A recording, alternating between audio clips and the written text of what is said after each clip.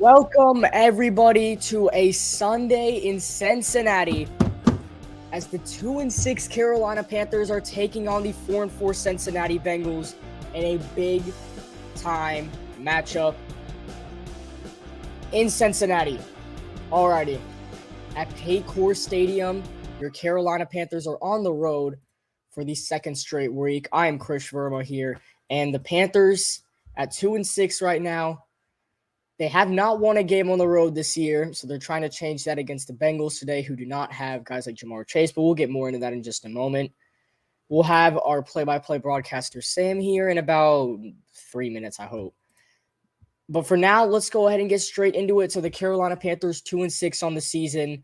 Obviously, PJ Walker starting for Carolina again after his, other than the touchdown pass, okay performance against the Atlanta Falcons last week.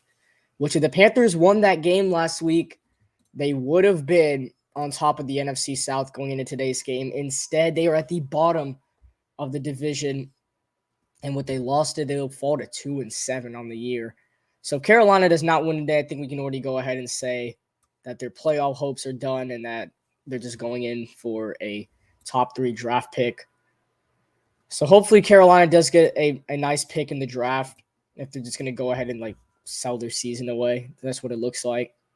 Some of the inactives for this game for the Carolina Panthers: Justin Burris, Chuba Hubbard is out for his second straight game. Same with Rashard Higgins, Aaron Mosby, and Stephon Sullivan, who had one reception for about 30 yards last week, but Sullivan will remain out for the Carolina Panthers today. And then for the Bengals, Mike Hilton, Josh Tupou, Deontay Smith, Travion Williams, and Trey Flowers. And then the biggest guy on that list has to be Jamar Chase. We know he was placed on the IR last week, and now he's out for the next 4 to 6 weeks. So just because of IR, and then his timetable of return won't be till about December. So the Carolina Panthers won't have to deal with a threat like Jamar Chase, but the Bengals still have some other guys like Joe Mixon, T. Higgins, Tyler Boyd, and then Hayden Hurst at the tight end position. So it's not a gimme for the Carolina Panthers. But kickoff will be in about 11 minutes. The line on the game is the Cincinnati Bengals by 7. This is all according to ESPN. And the over-under at 42.5 for this game. Weather looking like 60 degrees and sunny from Cincinnati today. And then the matchup predictor is saying that the Panthers only have a 20% chance to win this game. The last time the Carolina Panthers had a 20% chance to win a game, they defeated the Buccaneers by 18. So anything could happen today with PJ Walker starting at quarterback. But let's get straight into this topic I wanted to talk about. While we wait for some others to come in, I wanted to talk about the quarterback situation in Carolina with PJ Walker. And then also, if we want to draft a quarterback, it's starting to look a little rough for us. If we have any college football fans right now, as you saw yesterday, Bryce Young and the Carolina Panthers would want to be a thing, right? Well, it's not looking so good so far. First of all, Bryce Young lost in overtime with Alabama yesterday to the LSU Tigers. And then CJ Stroud only beat the 1-8 Northwestern team by 14. And Northwestern actually had the lead going into the second quarter. So for the Carolina Panthers, that's not what we want to see if we're trying to draft a quarterback for this upcoming draft year. And the Panthers at the moment have the 4th pick in the draft and are expected to take quarterback Will Levis out of Kentucky. Obviously, I don't think a lot of people know who that is. I know who he is. I know a lot of people don't. We're not really interested in Will Levis. I feel like we want to go after a guy like CJ Stroud or Bryce Young. But if we want to get one of those quarterbacks, the Panthers need to get at least a top 3 pick. They cannot be stable with the 4th pick in the draft. So we're going to get into that with my host here, but please welcome everybody. It's a little late today. Had to get some game notes in, but everybody, never mind. Okay. All right. We'll be in just a moment. Let's go back to our topic though. So hopefully the Carolina Panthers can figure it out with their quarterbacks, because we don't like this whole situation with Will Levis, Bryce Young, and CJ Stroud. Yeah, I know Will Levis has not been the best, so that's not really what we want. We want a guy, a quarterback that we can trust and we can handle. in the starting lineup for the Carolina Panthers. I know PJ Walker isn't that guy, but I hope that one of the quarterbacks we draft will be that guy. Please, everybody, welcome Sports with Sam. How are you doing today? Doing okay. I think how I do today is gonna heavily rely on how we play today, but yeah, excited. Welcome to the jungle, if you will. The Bengals haven't been playing well. We haven't been playing well, but somebody's gonna win this game. Yeah, I know it's kind of yeah, so I know the Carolina's in a tough situation here. As I was talking about some of the draft picks, or that Carolina's at the 4th pick right now. I know we're interested in drafting a quarterback this year, but yesterday it ain't gonna happen. The two guys that happened yesterday, they kind of disappointed me, Sam. Look, it ain't gonna happen. Okay, we're not gonna draft a quarterback. You know this team. Yeah, I was a little disappointed. I don't think we're even going to draft a player from Alabama, honestly. Let's see. I'm looking at some mock drafts here. Okay, yeah. We are, as you said, projected to draft Will Levis out of Kentucky.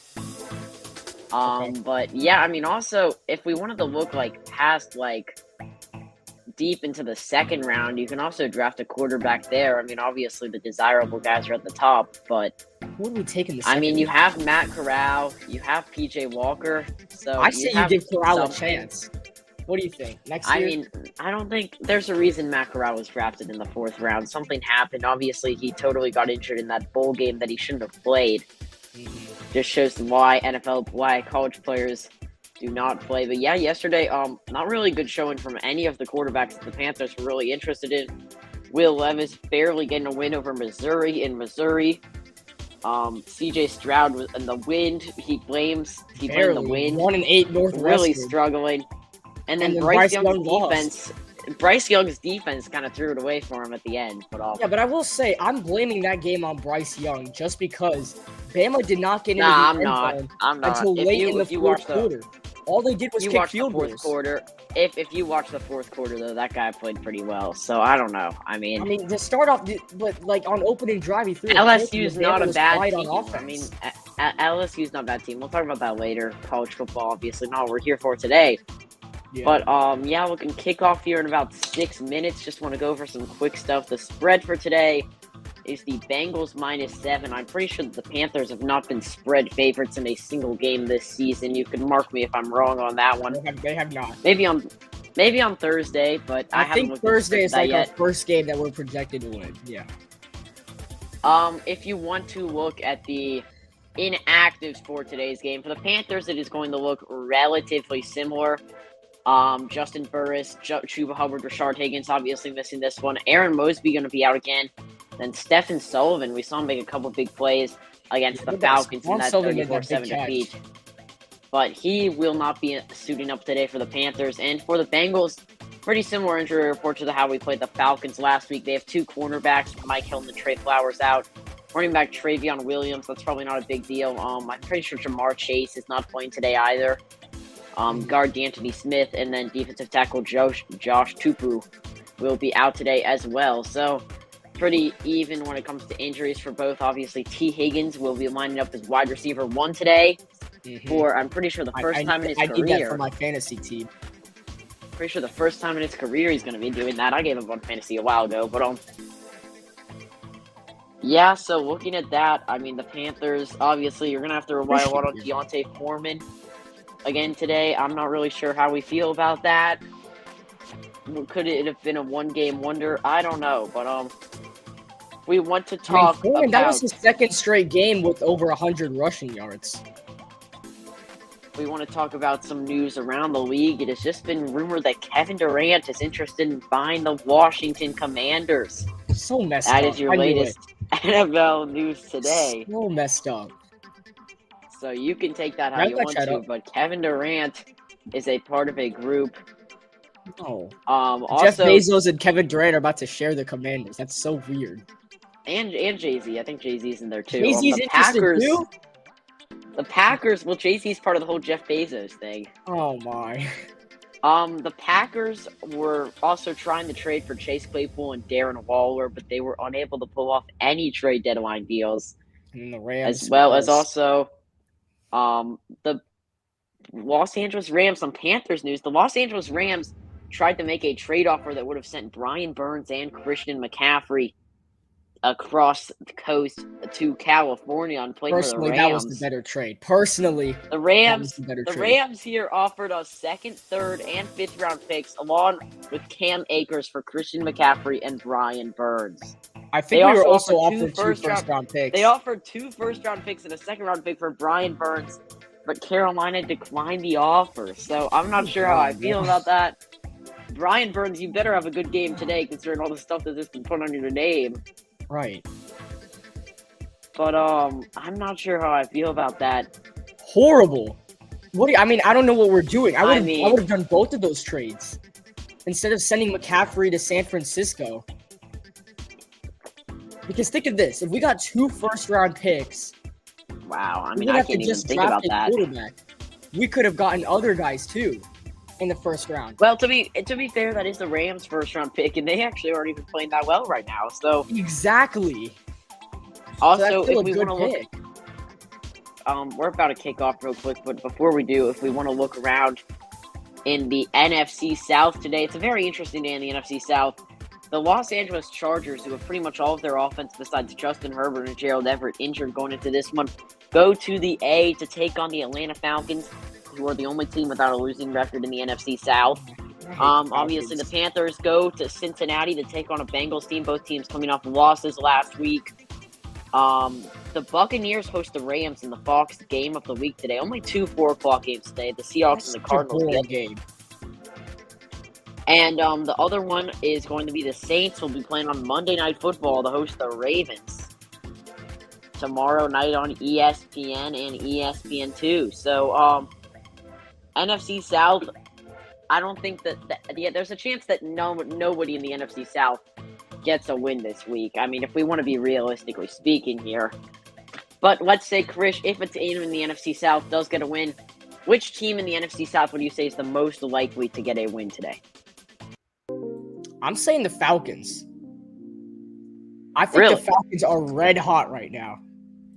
And of course, I want them to lose after what happened last Sunday. But we do have a rematch this Thursday, as somebody said in the chat. So, I'm ready for that game more than anything because that is going to be the first doubleheader on the Carolina cast. So, it's going to be a long stream. It's going to start around 6:45 and end around 11:30. Yeah, we'll have some more Carolina cast news for you guys Almost shortly. a 5-hour We're stream. doing a lot of behind the scenes work after this game ends. But I have been told that this game is about to kick off here at Paul Brown Stadium. Just a quick, for those of you who are listening on the radio style today, Bengals Panthers. We have a 1 p.m. kickoff. Absolutely. It's going to be on mid-60s, low 70s weather today. The game is being broadcasted on Fox. With Kevin Kugler and Mark Sanchez is on the call for the second straight week for the Panthers. Oh, come on. The Bengals will be wearing all black uniforms with some orange socks. The Panthers will, for the 9th straight week in a row, the final week, will be wearing their white uniforms. This Thursday's going to be different, though. Thursday will be the first week that they wear their black uniforms. That game will be on Amazon Prime Video and Jeff Bezos' company. Jeff Bezos, though, trying to go for much more than Thursday Night Football. Mm-hmm. He's trying to buy the Washington Commanders. But obviously, if we want to look at that, the Panthers, I don't think that the Panthers have announced what pants they are wearing yet. Obviously, if you were at Paul Brown Stadium, you know what they are wearing.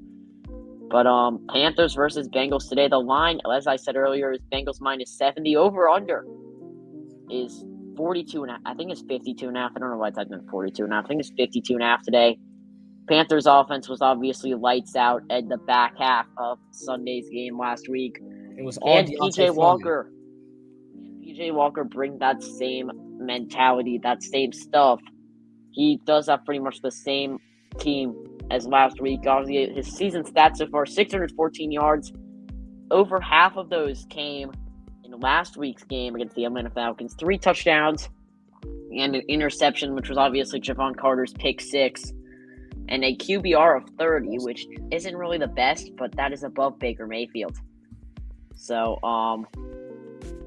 this one's going to kick off here. The Bengals are coming off a huge Monday night blowout where they absolutely got kicked by the Cleveland Browns in Cleveland on Halloween night. I have And no I don't clue know what if Joe happened in that Burrow. game. I don't know if Joe Burrow was seeing ghosts or something, but that game ended up being a final score of 32-13. No It clue was what happened in Nick that game. Chubb. Nick Chubb was running all over the place. He had 101 yards, 2 touchdowns. Jacoby Brissett even got in the end zone.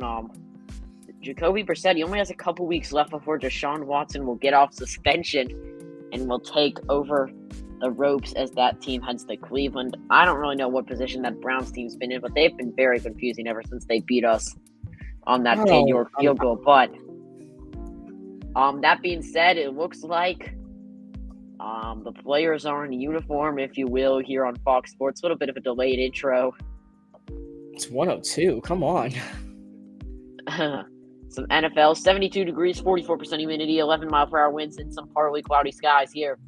A beautiful day for football at Paul Brown Stadium. Carolina Panthers like wearing those Pinero's. all-white uniforms, and Eddie Pinheiro heads out for some redemption today. And there is Steve Wilkes, who is looking to move his record as a head coach up to 500. We obviously do not know if he will be the coach next season. He is titled as an interim. The Panthers still look for that coaching position here in Week 9 as Eddie Pinheiro is going to line this one up at the 35. He's going to boot it away. The kick's going to be returned here by the Bengals. It's going to be up to the 20. No signs of tackling yet. He gets it to the 25. And a little bit of a collision there on the sideline as well as a flag, as I have not pulled up the depth charts yet. Let me do that. Returning that kick for the Bengals was I believe it was it's coming back. It's coming back. It was Chris Evans. But there's going to be a penalty here. Alex Kemp calling in. It's going to be holding on the Bengals, so they're going to move back even more here. It was originally going to be at the 25-yard line, but take a look at Joe Burrow. He has 79% completion percentage versus the NFC South this season and 391 passing yards a game. Obviously, the Bengals, I'm pretty sure, have played the Saints and the Falcons. Yet to play the Buccaneers, however, as this one's going to be at the 10-yard line, a 15-yard penalty. Waved in motion. Burrow looking for the pass, and the first play of the game is going to be a T. Higgins completion for about a gain of 5 or so, lining up at wide receiver 1 today. And we take a look at this Bengals team, 30th in rushing, 6th in passing, good for 13th overall on offense. So a 4-4 record has really been in the fault of the other side of the football. That offensive lineman, we all know, hasn't been the best, Krish, but looking to improve today against the Panthers. Yeah, they went out in free agency, tried to help out Burrow a little bit, and I feel like it's gotten just a little bit better, you know? And they're going to hand off the Mixon here, who is only going to get a gain of about 3. That's going to set up a third and short, excuse me. Frankie Louvu with the tackle right there. So we look at the Bengals receiving core today. Obviously, Jamar Chase is out. That means they're going to have Tyler Boyd, T. Higgins. They will have Trent Taylor and Trenton Irwin as well. And also a wide receiver named Mike Thomas, not to confuse him with Michael Thomas of the New Orleans Saints. He's actually out for the rest of the year. Yes, with a foot injury. Ran too many slant routes. As Tyler Boyd to the right here. They brought Burrow blitz. looking at time, tries to extend the play, and Hayden Hurst is going to make a nice catch.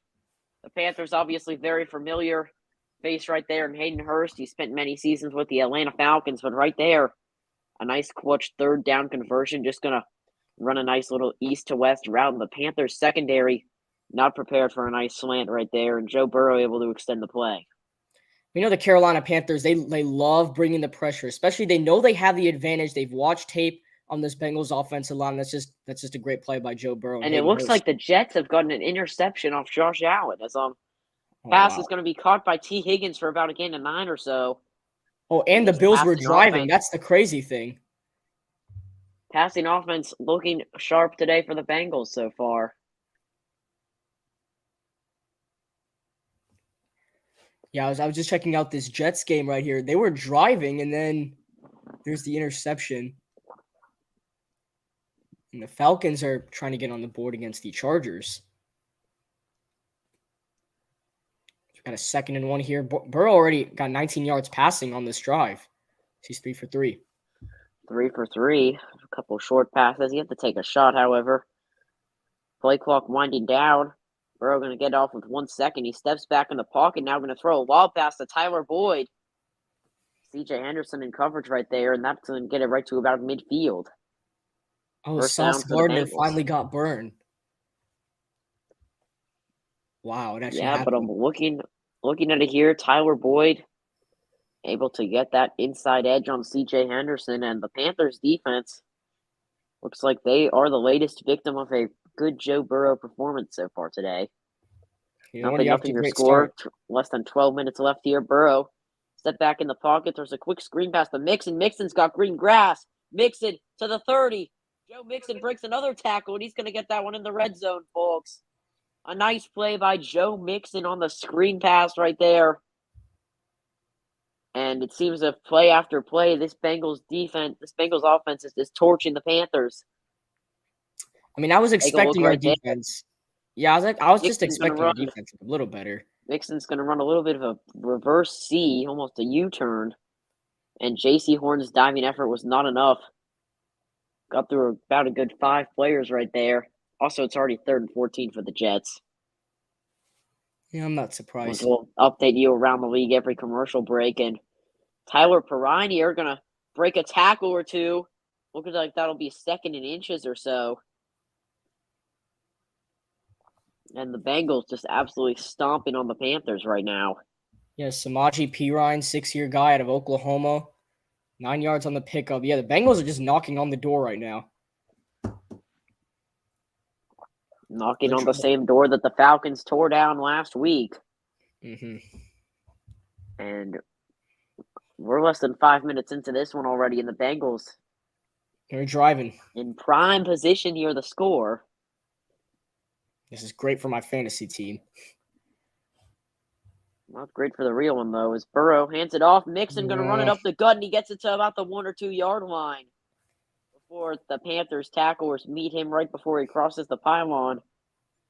And that's going to be a 1st and goal for the Bengals. The Bengals only had 1/3 down this drive, and they were able to convert it pretty easily. So, yeah, it just doesn't look like this Carolina Panthers defense can make a play. It looks like just the Bengals offense is running. They're throwing it all over our defense. They've not been able to make a single play this entire drive. Panthers also just kind of look a little out of it. Oh, well, I mean, I had the feeling after that loss last week. 2-16 that is 0-3 on the road is an HB strong toss to Joe Mixon. It is 6-0 Bengals early, folks. Scoring begins with a Joe Mixon touchdown from 2 yards out. 6-0 early here on the first drive of the game. The Bengals, they receive the ball. They march down the field in a very affirmative drive and punch it in for 6. It's just nothing the Carolina Panthers defense has been able to do this drive. And if they want any chance of winning this game, they're going to need to fix this. Evan McPherson here going to be on the kick. Good hold, good snap, and it is right down the pipe. So 7-0. The first drive of the game, Joe Mixon and Joe Burrow able to march all the way down. 4-4 Bengals take an early lead here on the Carolina Cast. We'll be right back. You're watching Week 9 NFL football here live on YouTube. Be right back in the next 60 seconds.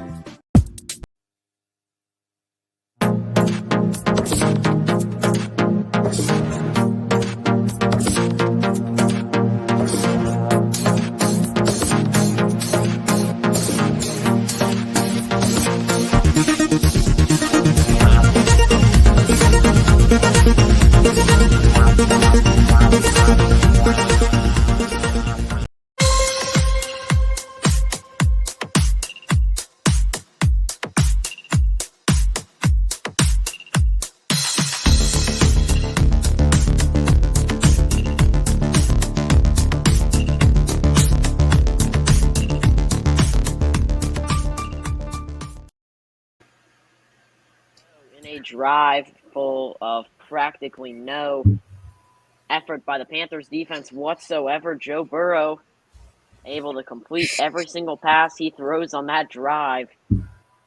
And it is capitalized by a 2-yard run by Joe Mixon, who already has 47 yards in his name here, as the Bengals are going to defer this one. Last week at Cleveland, they had 19 first half rushing yards, and they already have 21 today. So the offense that was lacking in Ohio has quickly showed up, as this is just the second AFC North team the Panthers will play this season. They have 2 more left, including a home game against the Pittsburgh Steelers and an away game against the Ravens.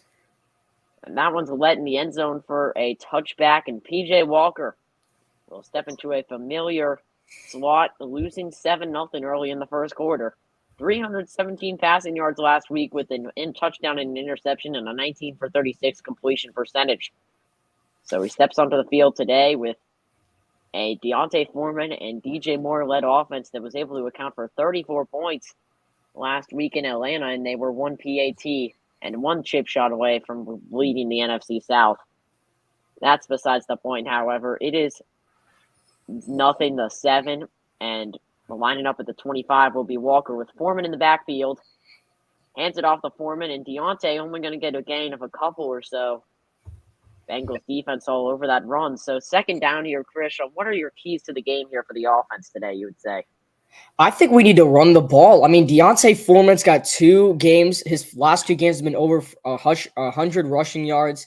And I feel like he has the opportunity to begin to just keep running the ball and become the running back 1 for the Carolina Panthers to finish off the season. I know Chuba Hubbard's still injured, and I think he needs to take advantage of that today. They'll say 2nd and 7. Foreman going to run it, and it's about the same play, a gain of about 2 or so, and that'll bring up a 3rd down and medium here. So if we look at the Panthers' receiving corps, it's changed in the last few weeks with Robbie Anderson out, Rashard Higgins injured, as well as Andre Roberts. So that receiving corps today is going to have to rely on guys like Laviska Shenault, Terrace Marshall, and Shi Smith, as well as DJ Moore being that number 1 receiver. I don't know. I'm pretty sure we saw Shi Smith take that one for a touchback. I could be off. I'm not sure. In the backfield, Spencer Brown, and Walker going to step back in the pocket here. He's going to look. He's going to throw a bullet pass to Brown, and Brown is eaten up at the line of scrimmage by Trey Hendrickson for a gain of none. Trey Hendrickson, and I'm pretty sure that may have actually even been. Was that who I think it was? Eli Apple and Trey Hendrickson on the tackle right there. 4th and 4. Eli Apple. FAU product Trey Hendrickson. He has been nothing short of a superstar ever since he has joined the Bengals. And returning this punt for Cincinnati, standing the other half of the field, will be Trent Taylor. Johnny Hecker, the punt this one. First season with the Carolina Panthers. I don't know what the details of that contract are, but yeah, he gets a good hold of this one, punts it away. It's going to land at about the 14 or so, and a fair catch signal for by Taylor. So the Bengals will get the ball after a quick 3-and-out by the Panthers offense. And we're going to stay on here because I think we've got to talk about how this offense is playing today so far. Yeah, I know this Panthers team is very... P.J. Walker is going to sit on the sideline right there. Oh, there's a flag. We have a flag on the play before we get the commercial break. Interesting. It maybe actually be on the Bengals. It's going to be roughing the punter. Wait, so that's a first down. That's going to be an automatic first down for the Panthers offense.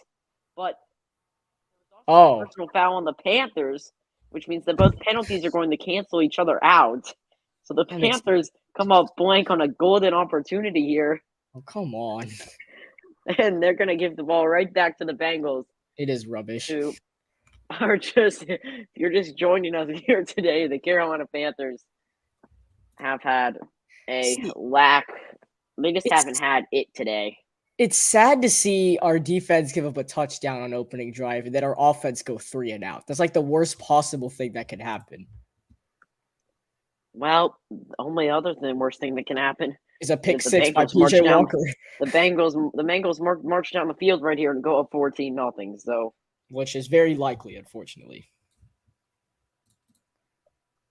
Yeah, it is a long game. It is going to be a long game for the Carolina Also, Panthers if if you're they don't make wondering, an the win adjustment. percentage going in, was 78.3. It has now peaked at 87.8 for the Bengals. So, The game just started.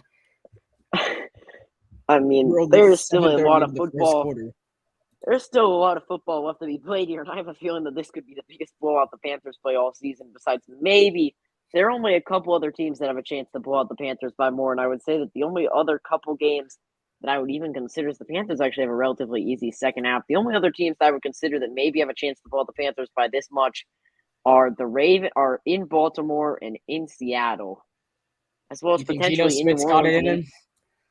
in New Orleans and in Tampa Bay for the last 2 games of the season. I mean, I those I teams are think playing we're a lot gonna better lose than to 3 and Tampa 5. Bay. I don't know what happened to Brady in that other game. I think it's just all the I off the think field Brady's. issues. I think I never got to say it in the pregame show, but I think the NFC South team that's most likely to win today is the Buccaneers. Hmm. I Against just the don't see Rams. that team losing. I just don't see that team losing 4 straight games. I mean, it And the is. Rams are also, dude. If you actually look at the Rams team on paper, they're not actually that good. I mean, Yeah, everybody overhyped them after the Super Bowl. well, they're kind of really banged up, and they need OBJ for that receiving core. They don't really have a wide receiver too. You think the Bills would get OBJ? I think Von Actually, Von it's rumored Miller that. No, it's actually rumored that the Cowboys are the favorite right now. back in Week 1. Von Miller did say in the Anyway, post game um, interview we're that gonna look at OBJ this is here. coming. Ryan Burns got a little shaken up on a play by Hayden Hurst here, Knew we should have and traded he's him. actually on the sideline holding his wrist. Is this really what we're gonna get from out I of think 2 it's his first round left picks? wrist.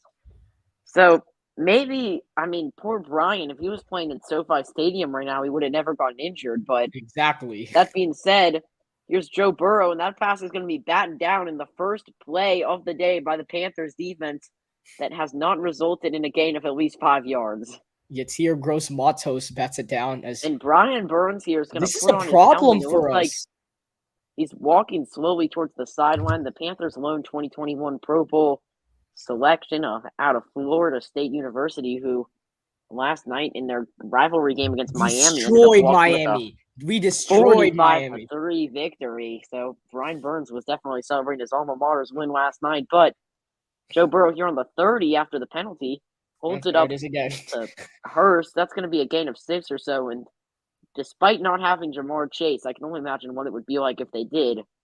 This Panthers defense getting stomped on here as Burrow is now 6 for 7 passing on the day. 7 minutes to go in And the first. Brian Burns is in the game. This is the Bengals offense that we were expecting to see all season, and that we really have seen all season besides a loss against Cleveland here. And on 3rd and 4, this is probably the biggest play of the game so far, as Evans going to run on the right side of an inside zone. Burrow steps back. Going to throw it to Tyler Boyd, and it's good defense right there. Like Taylor. I think that's Keith Taylor. Keith Taylor on the play, and now coming out the punt for the Bengals will be Kevin Huber. That is a huge defensive play by Keith Taylor. How about Kevin Huber? His birthplace was Cincinnati, Ohio. He goes to Cincinnati University, and now he plays for the Cincinnati Bengals. Age 37. This is his 14th year in the league. Talk about hometown hero. He boots this one away. Will.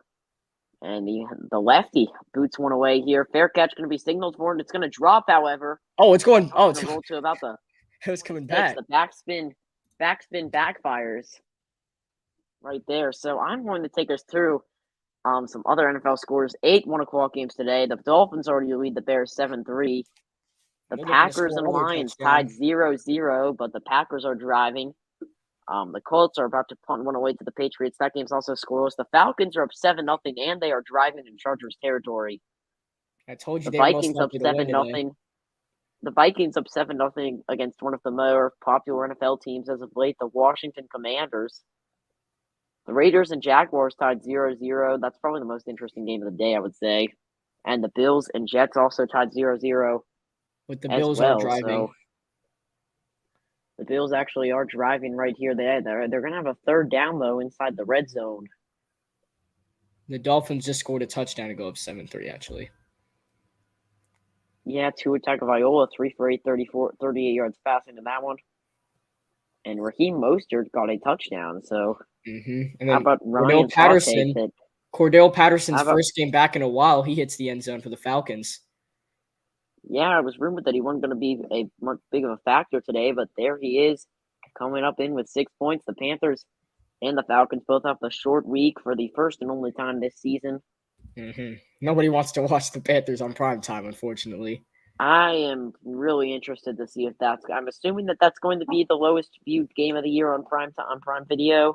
I mean, everybody thought everybody thought the Bears Commanders game was going to be the worst. I think this one might be a little worse. I mean, the Bears, but no, the thing is, Chicago and Washington are both a lot bigger cities than Charlotte is. Yeah.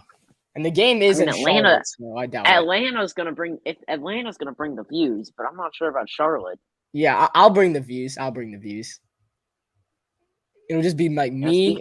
Speaking of views, we need more views on the YouTube stream right now. Yeah, come on, guys, where y'all at? We had like all y'all for the last game to make fun of us. Huh? Bro. All y'all making fun of us in the Falcons game, huh? People aren't adjusted. People aren't adjusted to daylight savings yet, Krish. I think that they think that the stream hasn't started yet. Oh, that might be true. We are back here looking at Terry's money. See it every Sunday. Oh, Terry, he's loaded right there. Yeah, it seems as if that money keeps on getting bigger and bigger every week. It's Carolina football. The ball will be at Panthers 26 here. Shi Smith waves on the fake jet sweep. It's going to be handed off to Foreman. No, it's a play action. Walker back shoulder fade and an absolute play by Eli Apple right there, stripping the ball out of the hands of Shi Smith. And that is textbook defending for a cornerback right there. He steps back. I think that was Terrace Marshall. No, that was Terrace Marshall. Terrace Marshall and Eli Apple. A great hit right there in the chest, using his helmet and, more importantly, using his head. 2nd and 10 now as Josh Allen scores the touchdown, and Robert Saleh is not happy about it. And Devontae Adams just scored a touchdown for the Raiders. So it's going to be a 2nd and 10 here for Walker.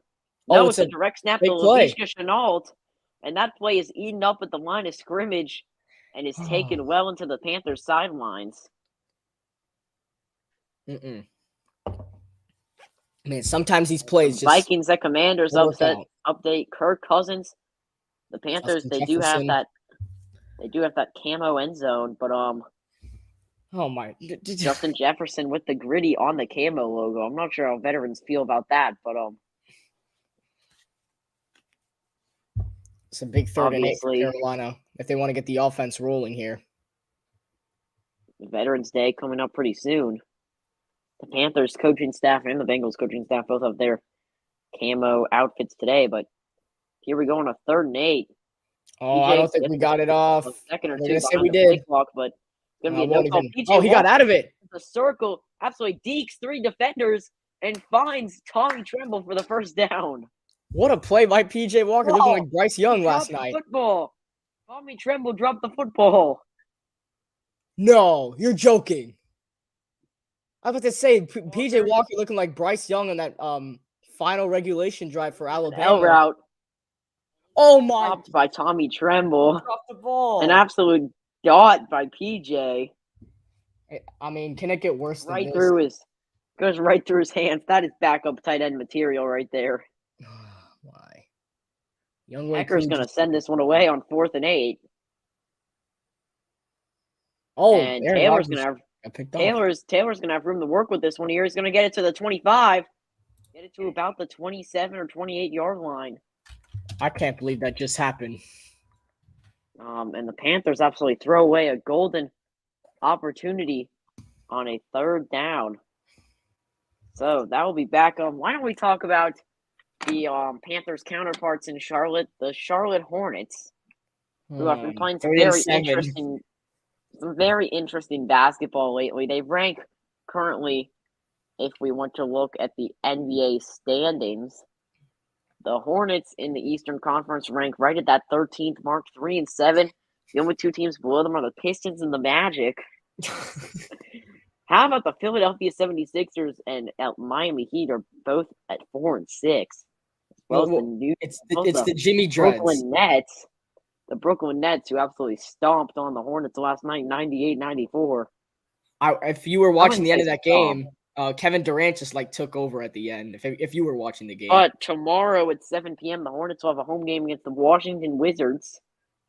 I doubt that game will be broadcasted, though. I don't think anybody has the desire to broadcast that game. I mean, I had the desire to have a basketball game.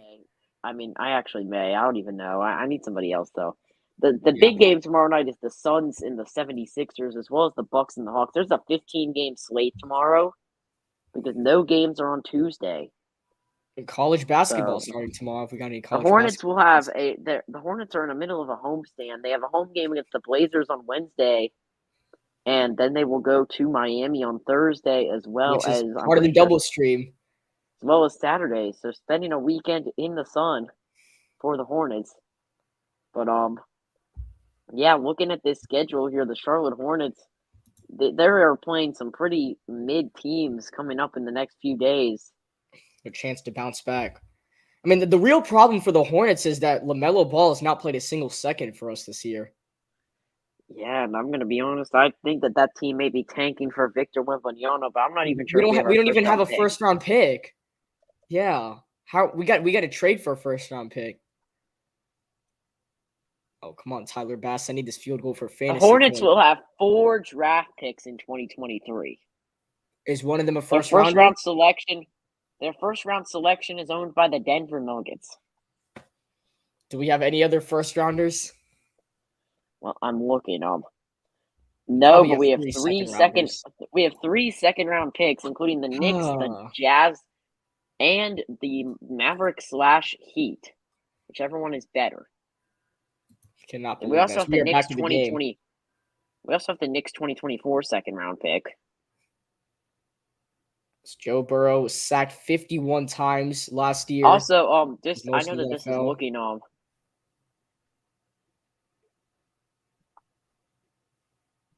think that we also have another second round pick from the Jazz. It was a Gordon Hayward trade. Oh.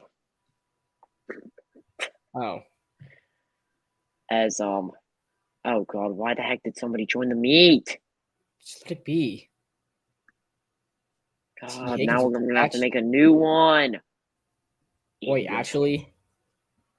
Yes. Wait, what? I did not know that's how it works.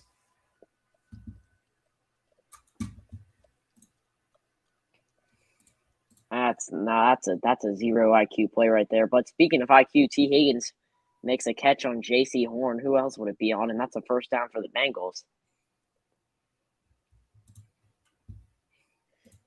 Well, a 1st and 10 here for Cincinnati. T. Higgins already has 3 receptions for 25 yards.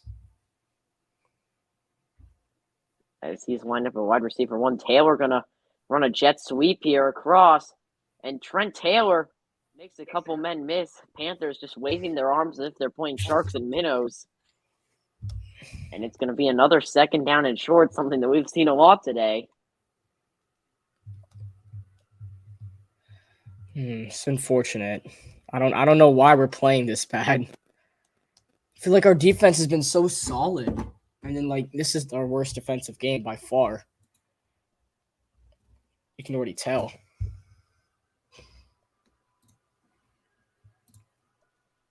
We got 3:30 remaining in the first quarter.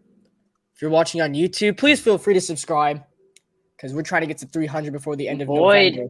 Boyd going to run across. They hand it off up the middle, and it's going to be a first down here for Cincinnati. Joe Mixon crossing the midfield marker, and the game's on red zone. Wait, actually? No, they're just showing T. Higgins absolutely cooking J.C. Horn. Oh, okay. Burrow's 7 for 9 passing. 7 for 9 with 86 yards for those of you fantasy players in the chat. Right at around that 79% mark that he's been at all season. So no surprises here statistically. And they have thrown the ball a lot. I guess you could say that. And there's going to be a flag on the play. I have no idea what this could be. Looks like a false start. It's going to look like it's going to be a false start on Cincinnati here. I think that will make it a 1st and 15.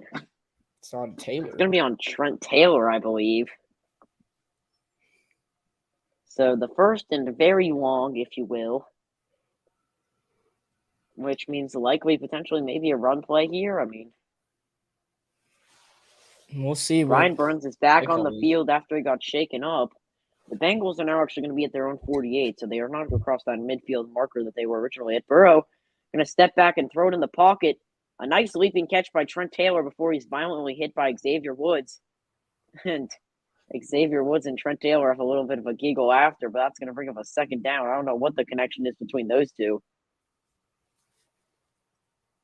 I mean, that Xavier Woods could have tried Xavier Woods could have tried to force a fumble right there, but he did. Oh, he just tried to pull him to the ground. I don't think he didn't have the best look. I don't know. Fumble. I don't know if these guys went to the same university. I'll check that out in a moment. Let's see the 2nd and 6 play. Oh yes, they both went to Louisiana Tech. It's Joe Mixon. Whoa. Big run here. Yeah, they both went to Louisiana Tech. I guess that's the connection. Trent Taylor, yeah, Louisiana Tech, and then Xavier Woods. That's interesting. And they both were there like pretty much the exact same time as Taylor was there for 5 years, and Taylor spent 5 years in the NFL, and then Woods has spent 6 years in the NFL, so around the same time. That's pretty cool. Red zone spoiler. Get CBS on. I'm just looking away. I mean, 1st and 10 for the Bengals. A 6-play, 57-yard drive here. It's going to be another jet sweep to Taylor, and Taylor down. The other man miss, and Xavier Woods again. Man. His college teammate. It's going to be a very 2nd and very short, something that we've seen on pretty much every drive home. They're going to have to snap one more play here before the 1st quarter concludes. Zach Taylor calling plays, as always, for the Bengals. And they already have 72 yards rushing in the 1st quarter today. I mean, you'd hope that Carolina can take this into the 2nd quarter, only being down 7-0. Hopefully, might have just jinxed it. Here's going to be the play. Burrow's just going to QB sneak to get the automatic 1st down and take all the momentum for Cincinnati going into the 2nd quarter. So 7-0 after 15 minutes of football here on the Carolina Cast, and the Cincinnati Bengals are marching on the throats of the Panthers early. They have a 1st and goal to begin the 2nd quarter. We will take a quick commercial break here live on the Carolina Cast.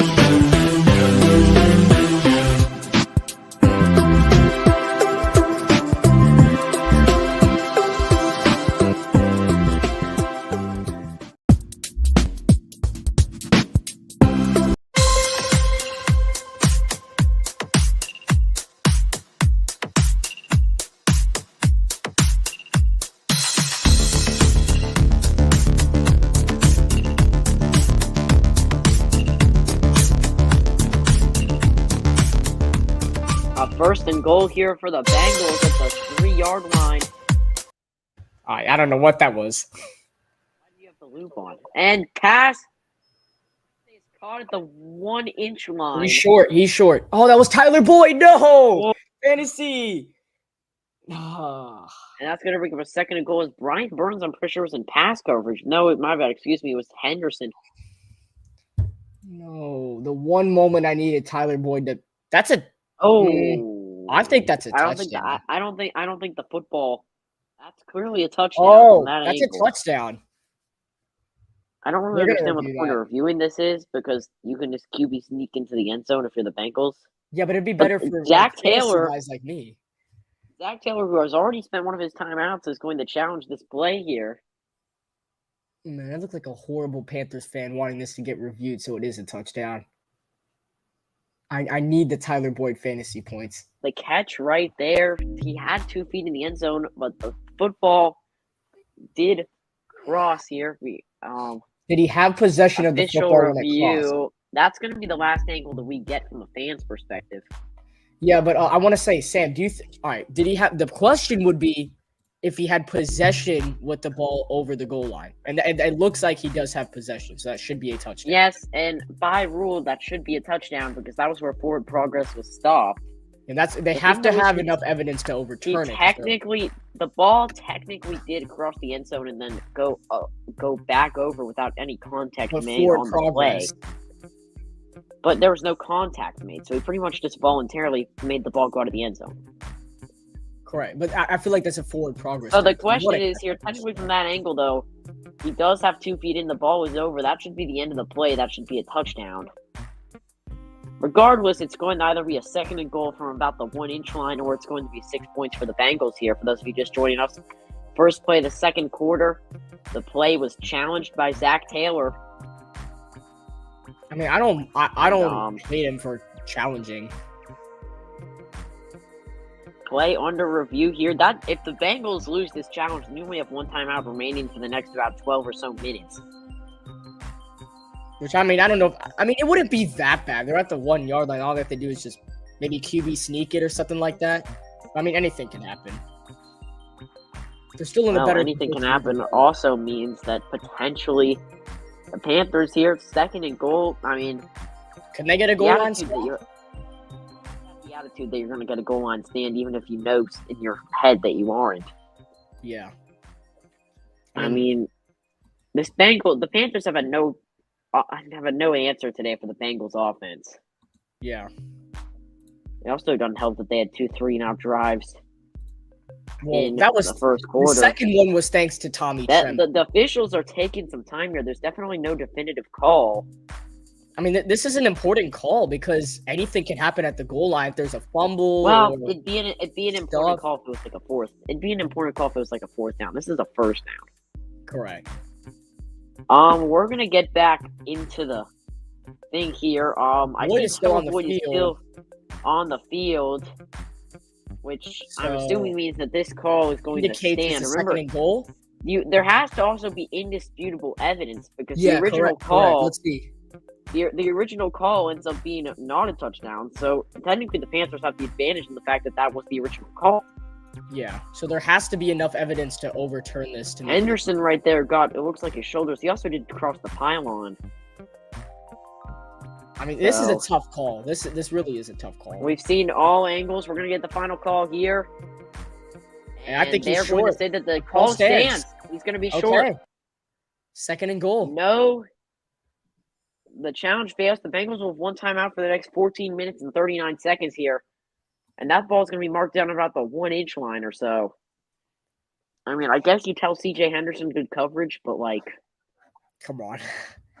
Burrow's going to be in the QB sneak formation here. He does have Mixon about 5 yards behind him. Here we go. Burrow just going to try to go up for it himself. I think he should. Oh, there's a flag on the play here. They called it touchdown. Referee does signal touchdown. We'll have to see. And based on the Bengals celebration, it looks like that the score is going to be 13-0 here in Cincinnati. We'll have to see. I'm going to put the score up just flag have an effect? I think that flag's going to be on the Panthers. Penalty is going to be declined. So, yes, it is a touchdown. Joe Burrow It's what I want to say is his first rushing touchdown of the year. The QB. No, that's not his first. I've seen him. He's had a rushing touchdown before. I just know that because fantasy stats. Well, this season.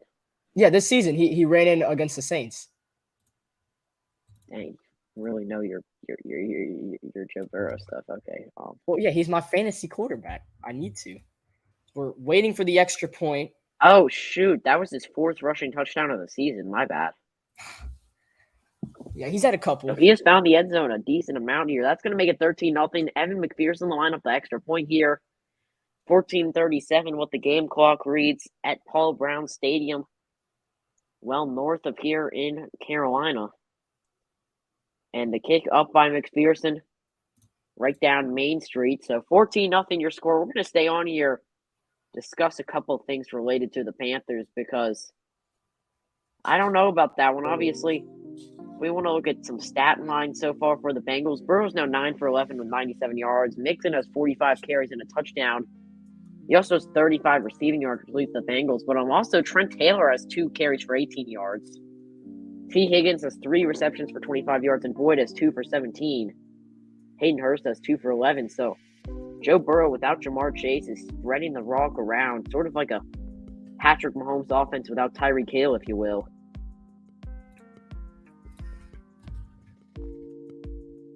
And let's give the Panthers the football back here. Yeah, there we go. So looking at Baker Mayfield on the sideline. Baker used to playing at this stadium. He played with the Browns, so an AFC North foe, if you will. But PJ Walker here is going to get the ball back. Down 14-0. Baker Mayfield anxiously pacing the sidelines. And if you're the Panthers, you find yourself down 14-0 here, and you have to play another game in about 100 hours or so. But PJ Walker going to step on the field. We look at the midseason review. Baker Mayfield was named your Week 1 starter for the Panthers. Matt Rule was fired on October 10th. Steve Wilkes was named the interim, and then this was when the roller coaster really started to happen. McCaffrey traded on October 20th, and then PJ Walker was named your starting quarterback, and the Panthers are currently in last place as we speak, with the Falcons holding that key tiebreaker after they salvaged a win at home. So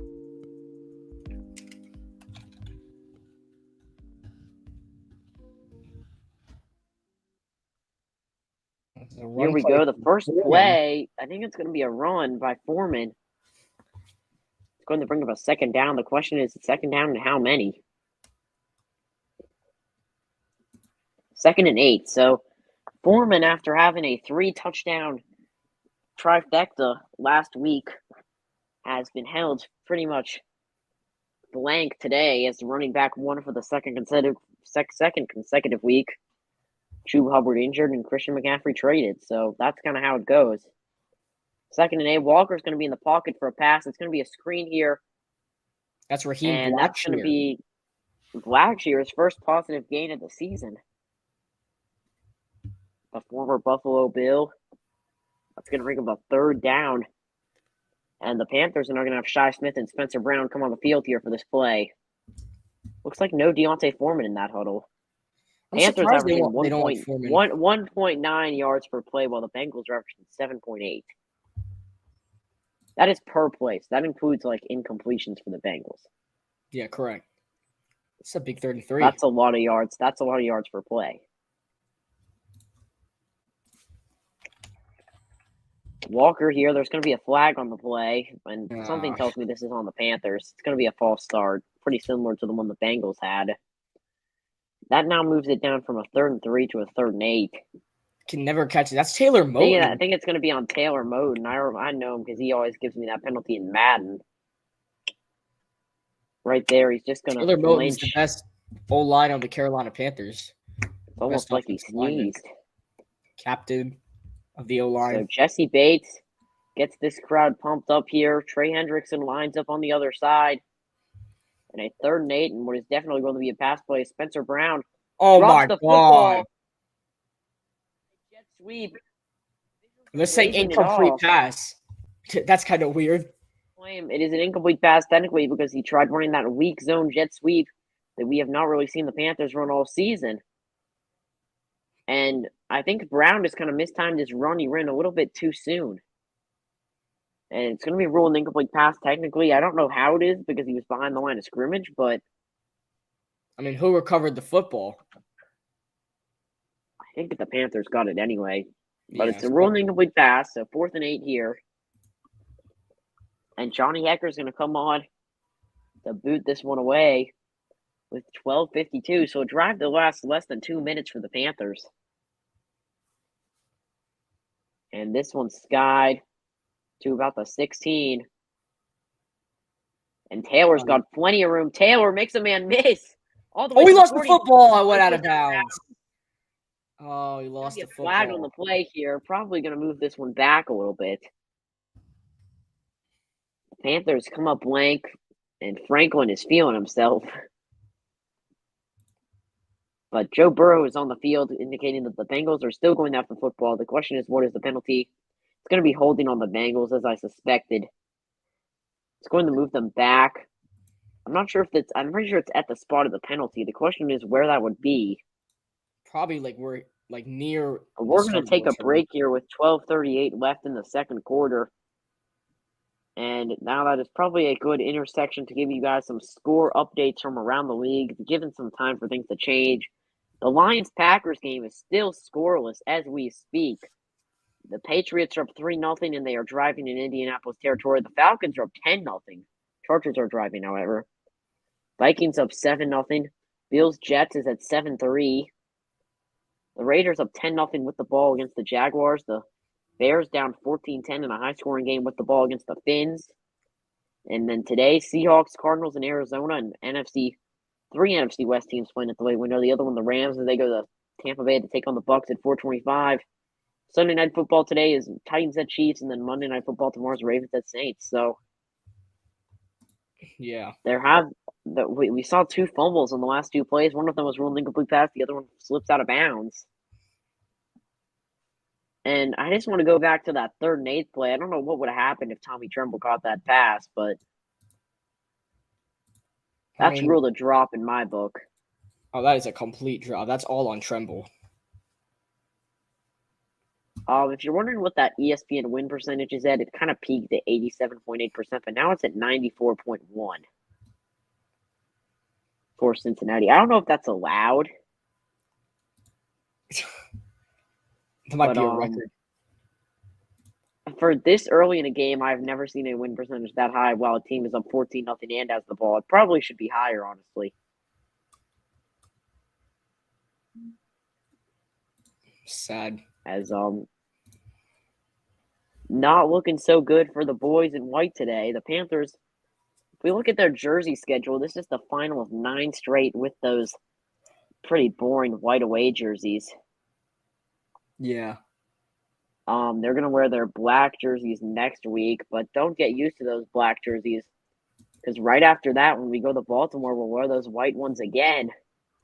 A home game against Denver, we'll have the blacks. And a away game against Seattle with the whites. And then 2 straight blacks against Detroit and Pittsburgh. The only game of the year where we wear blues is in Tampa. And then obviously to end the season, we wear those white jerseys. So Joe Burrow entering this game, a little bit of a Super Bowl hangover at 4-4 for the Bengals, but they are playing like a playoff team, if you will. Speaking of alma maters, after we talked about Brian Burns' alma mater getting the big win, Joe Burrow's alma mater, as we stayed in the pregame show, gets that big 2-point conversion win over Bama. Brian Kelly with a statement in the first play. It's going to be pretty much what we've seen all day, which is a short, complete pass. This time it's to Hayden Hurst. So the Bengals here, they play without Jamar Chase, who could be out for almost a month. They decide to not place him on the IR. Oh, that's interesting. But hoping that he can come back in the next 30 days. That 4 to 6 week time period can be pretty vague in the NFL. Panthers have 9 rushing yards compared to the Bengals. You have 75. The Panthers only have 6 passing yards. The Bengals at 103. That's been the key. Is Mixon going to get a shuffle here? Mixon got some room. He's going to get this one to the 40. It seems as if Joe Mixon has just not been contained by any players on the Panthers. The Panthers have had a hard time stopping running backs this season. I mean, The only one that they were really able to get a handle of were in week 2 and 3 with Alvin Kamara was injured. So they got to deal with some backups on the Saints, and then Saquon they were able to contain for pretty decent, considering how he's played this season. But besides that, they have been pretty much been ran over by every team's quarterback and running back. Besides, I mean, I guess you could say the Buccaneers too, holding them only 3 points. Technically, should have been 10 if Mike Evans didn't drop that pass. But Yeah. here's Burrow here, going to throw another quick one, and Tyler Perrine tried to catch it with one hand. Shaq Thompson in coverage, but an unforced error right there, 14-0. I think And it's 2nd and 10 now. I think the only reason I ever remember Samaje Perine was in the Super Bowl last year on that 4th and 1. Final He play. was the intended target. Yeah. Yeah, I don't know. I kind of feel like I they mean, should have ran like a. it's hard like to a- blame like it on Perine right there because has to leap forward. He doesn't No, know. you kind of. I mean, it would have been nice if Burrow got the ball a little earlier, but And it would have been nice I if he mean, actually had a decent O-line at that time because he had Jamar Chase wide open. We all remember well, that. speaking of decent O-line, he's had a really good one today. He's got pretty much no pressure at all, and that one's thrown I mean, at this point, we're just naming new wide receivers as we go. It's a little bit of a who's who on that wide receiver core. Trenton It's going to be Irwin. Trenton Irwin, Stanford product. Stanford, yeah. And he's able to run that slant route, which absolutely deked Miles Hartsfield right there. He's able to push him out of bounds at least. I mean, stop the bleeding, if you will. 12 Panthers first have not downs for the picked up a Bengals. first The down. Panthers have yet to get a first down. It's kind of playing similar to how the Raiders did against the Saints last week. Does Baker Mayfield get a snap? I don't know. Handed off to Joe Mixon, and Mixon is eating up at the line of scrimmage. Brian Burns and Hartsfield and Thompson with the tackle right there. Loss of a yard, and that's what the Carolina Panthers defense need. They need some type of play that's going to help them. And hopefully best thing right now for Carolina is to cause a turnover, but I feel like realistically, you want to hold them to a field goal right here. Realistically, your goal is to hold them to 3 points here. Yeah. Is that I was saying. It looks like Burrow looks like he's going to have nobody. No, he's going to have Mixon standing ahead of him. Interesting. No one in the backfield. Carolina looks like they're showing blitz. It's going to be a blitz for the Panthers. It's going to be a lob pass, and who else hauls it in but T. Higgins? J.C. weren't able to get him out of bounds, but it seems as if that's been sort of the preaching that the Panthers defense has been taught today. Just get the Bengals wide receivers out of bounds after they catch the football. You want to know someone I haven't seen on the field for Carolina? Where's Dante Jackson? He made a couple big plays, but he had the interception last week. Did he get injured? It seems, yeah, he got injured last week, so he's kind of playing like partial snaps. There he is, right there with the hat. Oh, right next to Baker Mayfield. Yeah, and there, as your point is said, 0 snaps played today. He was listed as active, but interesting. I don't know what the deal is with that. That's kind of the definition of tanking, if you will. There's a flag on the play. I think it may have been a play clock violation. Burrow sacked either way. So I think Carolina might want to decline this penalty if it is a delay a game. Marquise Haynes, he had a fumble return touchdown this year. If that play even counts. Oh, come on. They called offside. It's going to be on the Panthers here. That's also an automatic first down for the Bengals. I think it was Marquise Haynes. You got the Marquise Haynes, obviously. He made the play. You knew that something had to be off. Yeah, if Carolina's Let's see here. Look at this replay. Marquise Haynes jumps. I think he jumped. He jumped, but I feel like that lineman. You can't jump. You can't jump the gun that early on a blitz. The Panthers have had 3 penalties accounted for 25 yards today. Here's Burrow going to step back here, toss one to his guy Mixon, and Mixon able to muscle through pretty much every Panthers defender in sight, and he's going to get a gain of about 8. And that means that the Bengals are going to be inside that 10-yard line once again here. They're eyeing another touchdown. Joe Burrow looking for his first passing touchdown of the game. Yes, he has had. Could he try to go for the trifecta that Christian McCaffrey did last week? Maybe he does. Who knows at this point? He gets to catch a touchdown. That'd be pretty cool. I mean, it'd be cool for Bengals fans, but not nothing's so really been so us. cool for us. Yeah. Today. It's especially because we're on already down pace by to be 14. like it's on pace to be like 49-0. The handoff to Mixon, and obviously he's going to get that first down to about the 3-yard line. Now it's first and goal. Oh, this is just Oh getting God, worse and worse. I shouldn't have broadcasted this game. I mean, It's getting worse and I worse. knew it was going to be. I mean, the thing is, we still have to go to Baltimore and Seattle too. I mean, We can't even handle the Bengals without Jamar Chase. I don't think we win a road game this year. Already 0-3. Look, this most likely to be 0-4 after this game. I don't think we win a road game. I think Atlanta was our chance and mix it. Cross the pylon, 20-0 Bengals. No, but actually, seriously, I do not like our odds of winning a road game this season. And the Bengals are just running up the scoreboard on us. I mean, look at our schedule and tell me a road game that we would win. Yeah, let me look at the Carolina Panthers schedule right here. Yeah, this is just the Bengals kind of ran pretty much like 5-0 linemen here.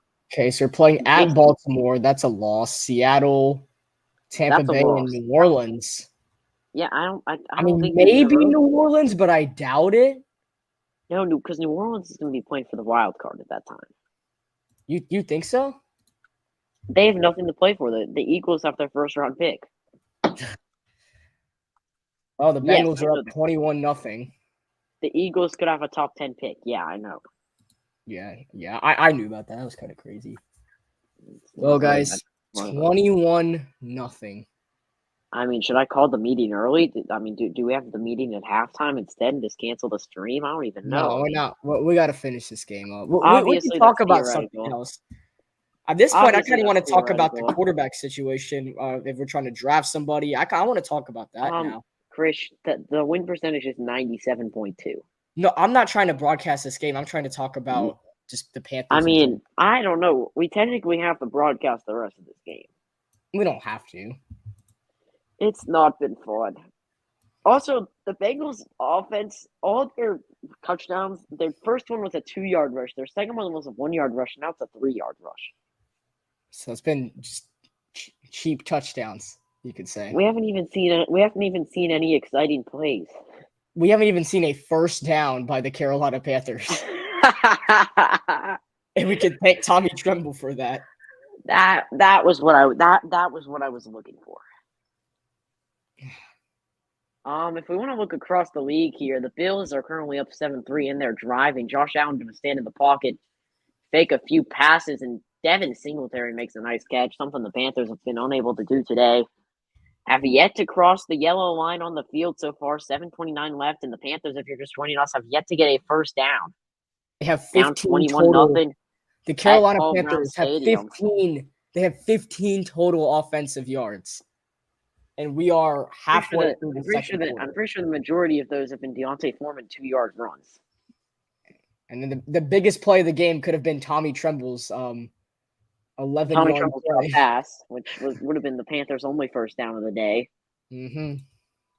But yeah, if we want to look forward to the future, if you will, the Fox game of the week next week will be Tom Grossi's Green Bay Packers against Scooter Magruder's Dallas Cowboys.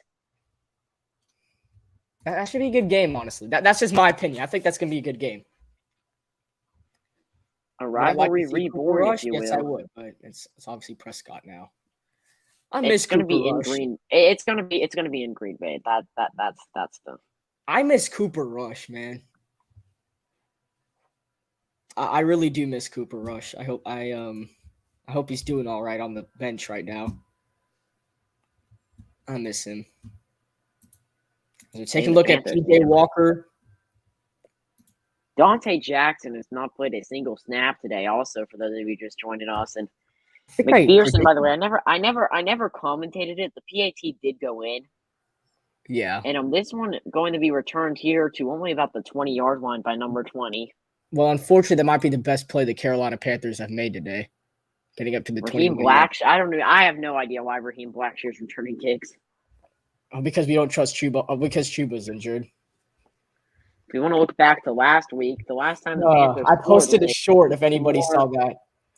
Was a DJ Moore 62-yard touchdown where he took off his helmet. He's called for excessive celebration. We missed the PAT, but they're not going to show that on Fox, thankfully. But then they're not going to mix the chip shot in overtime, right? Well, DJ Moore here, he has not done anything. The ball's at your own 21, and I DJ mean, Moore's not. come on. Oh, that was the best play DJ Moore's made today. Look, the Bengals have a good have a good defense and everything. You only have like 6 yards. It's Laviska Shenault. Right when I thought that we had a play, he got absolutely drained by That was the Eli best. Apples played. That Eli was the Apples best played play by the incredible Carolina football today. Panthers today. And the LA Chargers able to get a rushing touchdown from Austin Eckler. Hey, look, that was the best play the Panthers have made today. With that 5-yard gain. No, I would say realistically, the best play that you've made today was probably like, I mean, winning the coin toss may have been it. That actually was hand off the Foreman. No, there's going to be a flag on the play, so I doubt that this counts. Intercepted. Cookies. Big Bell against the interception for the Bengals. The one time we try to throw the ball beyond the first down marker. If this play stands, that would be a Jermaine Pratt interception. But the question is, does the play stand? The one time the Carolina Panthers tried to throw the football down the field. Now, based on how the Bengals are reacting, it looks like they think they're getting the football back here. That's a false start on the Panthers. The Bengals are going to decline that penalty, and the Bengals have the football back up 21-0. Well, I think every Carolina Panthers fan has lost. The Bengals defense is absolutely loving this right now. That might be the celebration of the year. Hey, how come they don't get flagged for it? I mean, poor DJ Moore just took his helmet off. How come they don't get flagged for that? All 11 Bengals defenders do snow angels in the end zone here. I mean, we're in that one had to have been planned. Come on, that one had to have been planned. That one had to have been planned in practice. I mean, come on, we're in November, guys. But now you get the ball at the Carolina 41. Oh no, Joe Burrow wants to throw it. It's caught for Boyd. First down, Bengals inside the 30. Well, this might be the most sad Carolina Panthers game I've ever watched. Biggest blowout of the season in the NFL. The one time the Carolina Panthers go for a 20-yard and play. Also, we haven't said this. We haven't said MVPJ on this broadcast yet. But we have not said MVPJ at all. MVPJ left all his stuff in Mercedes-Benz Stadium. Man, The Rock would be so disappointed right now. But yeah, here we go at the 29. Gonna hand it off. Mixon. Oh, no, it's not Mixon. It is Mixon. All the way to the 10-yard line. Yeah, this is the worst game of the year. Down. The Bengals are absolutely eating up this Panthers team. We're getting humiliated. Offensively and defensively. Oh, we are getting absolutely humiliated. I mean, it's about time this team just got absolutely smoked. I think Steve Wilkes kind of deserves it. Oh, God. Are we going to fire the coach that only got hired because another one got fired? We should make Ben McAdoo our coach. The Carolina Panthers have only had possession for 6 minutes of this game, so at least I've had fun watching the Bengals offense. But here we go. Trent Taylor's on the very left. Please throw a touchdown past Joe Burrow. Lupu on the blitz, and Mixon, I think that may be his shortest run of the day. Going to be a gain of about 2 or so, second and goal. Now, that's a highlight for the Carolina Panthers. If you force the Bengals to only settle for 3 points here, that does give you momentum. Maybe you try to score a touchdown before the half ends, and you try to make it a 14-24 game. Considering that you get the ball first in the second half. Oh no! That's the key graphic right there. 17 first downs for the Bengals, yet 0 for your Carolina Panthers. Yep, and here we go. It's going to be a second and goal here. And Burrow calls timeout. Oh, this is going to be the final one, too. I didn't know you were a Bengals fan. I didn't know you were a Bengals fan. Well, I guess you can check out the scoreboard here. It's yeah, next stream, by the way. I mean, unless you want to do we convert to a Bengals broadcast at halftime? No. Hey, Cincinnati cast? No. Reds and Bengals? Never. Who dey? Well, Joe Burrow is going to go back on the field here. And remember, keep in mind, I don't know. I think the Bengals would set a record if they had that 4-yard rushing touchdown, because then they would have a 1, a 2, a 3, and a 4 in the same game. I mean, I think they're about to break the world record of points scored in a football game. No, I think Michigan University holds that record by a decent amount. Well, I think for the NFL, this could be the biggest blowout of all time if they keep this up. Well, it's going to be a 2nd and goal here. Burrow gets the play off. Burrow, QB draw up the middle. Fighting. He's short. He is short. About the 2-yard line. So that's going to bring up a 3rd down. I think this is 4-down territory if you're the Bengals. Yeah, if they want to run up the score, which, I mean, I would do the same right now. Just make the Carolina Panthers weak that they don't even want to try and come back. Just kill the dead horse. Just go ahead and end the game, Cincinnati.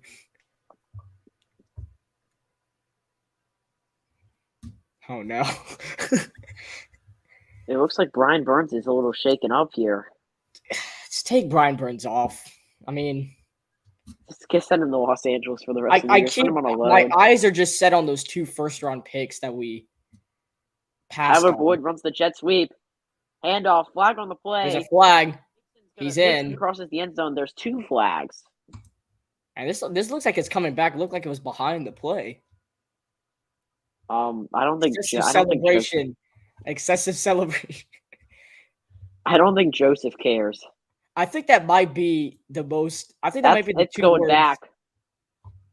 Oh no, it didn't going back. Touchdown, Joe Mixon. That's his 3rd of the game. What do you do? The Panthers not only get penalized, but they also give up the score anyhow. It's 27-0 here. Can we just put like Jacob Eason in the game? I think we should give Jacob Eason an opportunity. I don't think Jacobs. I think Jacobs on the practice squad for this game. What? I think we only Baker in. People. Put Baker in. Yeah, I know. 28-0 here with 3:45 left. This is the biggest blowout in Carolina cast history. Yeah, are you okay doing the final 3:45 of the half by yourself? Sure. Okay, I'm gonna go eat some lunch. See, I'll be back for the second half. All right, well, it's me taking over for the final 4 minutes. So I'm going to read off the chat right here. My day has been terrible thanks to the Carolina Panthers, but I hope your day's going good. I mean, I think it should because you're a Bengals fan. You are a Bengals fan, so. The last thing I heard from you is that Sauce Gardner was going to lock up Stephon Diggs, and on one of the first play of the games, Diggs got like a 60-yard reception, so. I'm going to go ahead and put the game on my TV because Sam's going to take a break real quick. There's nothing fun about this game. Like, just absolutely nothing fun about this game. It's sad. It really is sad. And I'm sorry that we have to commentate a game that our team is going to lose by like 50 points. Sad. 28-0 is your score. In an absolute blowout. The Carolina Panthers have done absolutely nothing on offense, neither on defense. I didn't hear that part from you. I did not hear that from you. But I would have agreed even before kickoff of this game. So as we wait for the game to come back on. 3:45 remaining in the first half. And the Panthers are down by 28. So we'll see what happens here. Alrighty. We are back at Paycor Stadium in Cincinnati, Ohio. Joe Mixon, in the first 8 weeks, has only had 2 rushing touchdowns. And in this game, he's had 3 rushing touchdowns. This is just sad. This is just depressing to watch. I can't watch this. Higher. And we're not even going to score points, I'm telling you. We haven't picked up a first down in this game. PJ Walker threw a pick the one time he tried to throw it 15 yards. I'm disappointed, man. I mean, I knew we were going to lose. I didn't want us to lose like this. And I think this shows you why the Carolina Panthers want to draft a quarterback. I hope this shows everybody in the chat.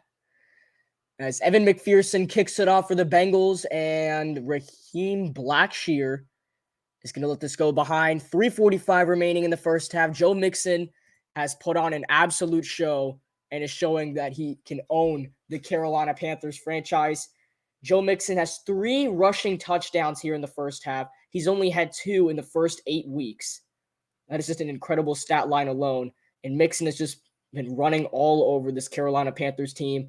The other touchdown was a Joe Burrow QB sneak at the 1-yard line. So even Burrow has not thrown a passing touchdown in this game, yet the Bengals are up 28-0. 1st and 10 for Carolina. Spencer Brown in the backfield. PJ Walker hands it off to Brown, and Spencer Brown is going to get a 3-yard gain for the Carolina Panthers. So 3:35 to go in the first half. We will have a Carolina Cast halftime show, so please stay tuned for that, as it is a 4-yard gain. We'll make it 2nd and 6 for Carolina. So we're taking a look at Steve Wilkes, the interim coach. I don't know how his future looks with the Carolina Panthers. I'd say it's not very bright, especially for the way we're playing in this game and that DJ Moore has not been targeted once. Here's a 2nd and 6. Walker steps back. Walker's taking a shot down the field. Flag is thrown. It's incomplete. He threw it in double coverage looking for DJ Moore. We'll see what the penalty is. It's somehow, some way going to be on the Carolina Panthers because I think the refs just hate us. And it's actually, oh my goodness. Guys, the penalty is on the Cincinnati Bengals for illegal contact. That might be the first time that a penalty actually went the Panthers' way. So it's called on the Bengals. Okay. All right. This is where the comeback starts. The rookie Cam Taylor-Britt out of Nebraska is called for the penalty. So clock stops with 3:06 remaining in the first half. That is the first time the Carolina Panthers have crossed the yellow line, and they actually didn't really cross the yellow line. It was thanks to a penalty.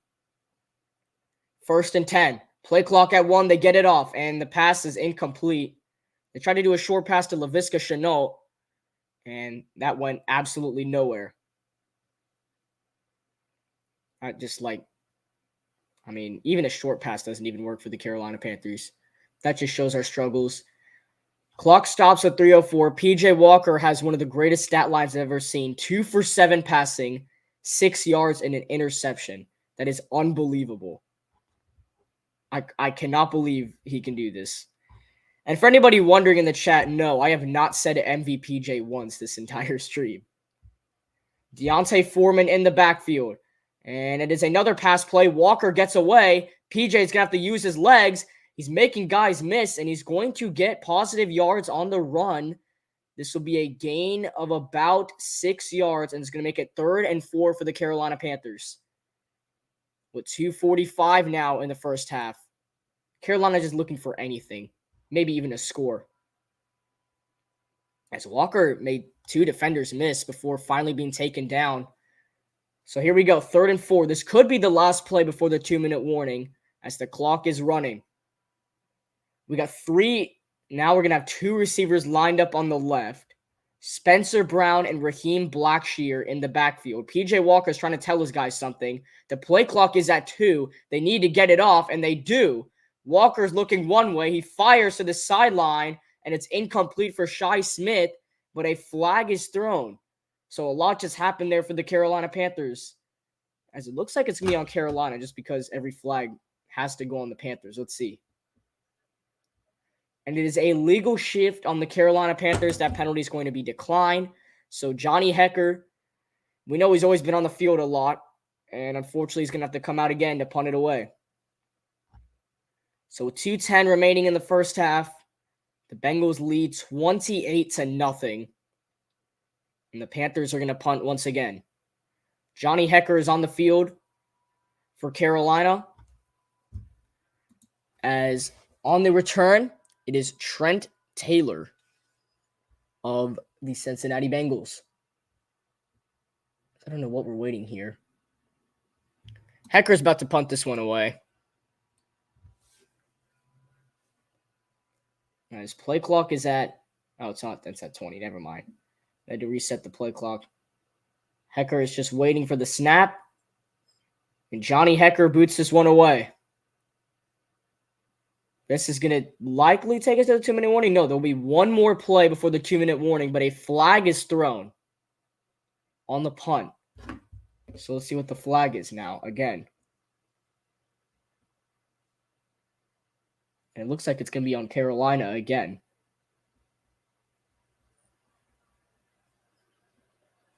I'm not sure. I have no clue what they want to say right here. It'd be nice if they said it. Come on. Still waiting for this penalty.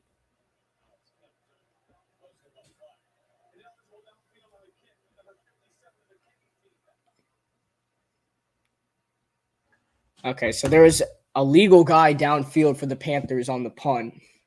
So this is going to give the Bengals back 5 yards. So it's 1st and 10 for Cincinnati. They're just going to have one more play before the 2-minute warning. As I mean, this scoreboard just shows you how bad this game has been for the Carolina Panthers. No sign of life this entire game. This will be the final play before the 2-minute warning. 1st and 10 for Cincinnati. Burrow hands off to Mixon, and Joe Mixon continues to have an outstanding day as Mixon gets a big run up the gut. And it's going to be another big play for the Cincinnati Bengals. I don't know what we're doing wrong, man. It's something, that's for sure. There's something that Carolina is doing wrong. They've not been able to fix it. So that was a 17-yard run by Joe Mixon. And we are at the 2-minute warning. When we come back, we're going to finish off the final 2 minutes of the first half, and then we will send it to halftime. We will be back after this.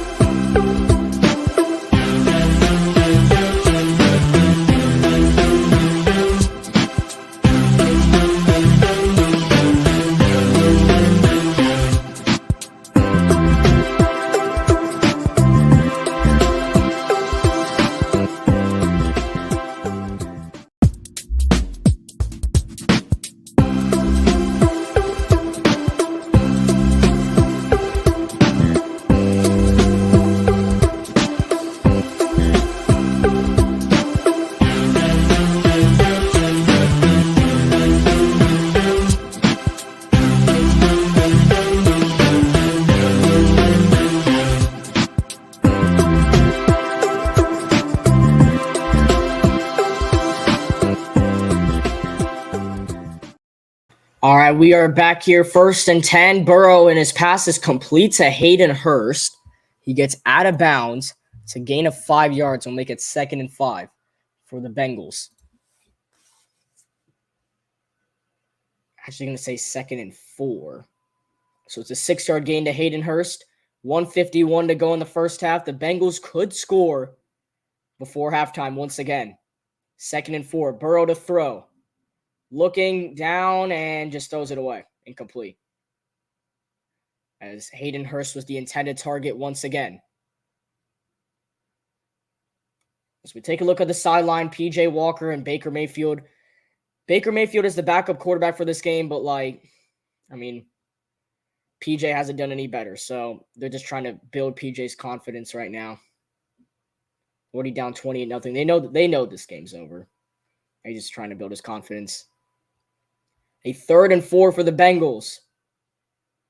Burrow looking. He gets in trouble, gets away, jumps it to Samaje Perine, and he's only going to get a yard on the play, and the clock stops with 1:40. So Steve Wilkes calls his first timeout. The Panthers have 100 seconds to finally get points on the board, as the punt unit for the Bengals are going to come out right here. As Burrow he came in trouble with Brian Burns, had to get away and find something, so he just gave it to Perine, but he's only able to pick up a yard or two. So it's 4th and short. The punt unit is most likely coming out here. As Burrow is on the sideline. So here come the punting unit with 1:40 to go in the first half. The final 100 seconds, Kevin Huber, the hometown hero of Cincinnati, to punt it away for the Bengals.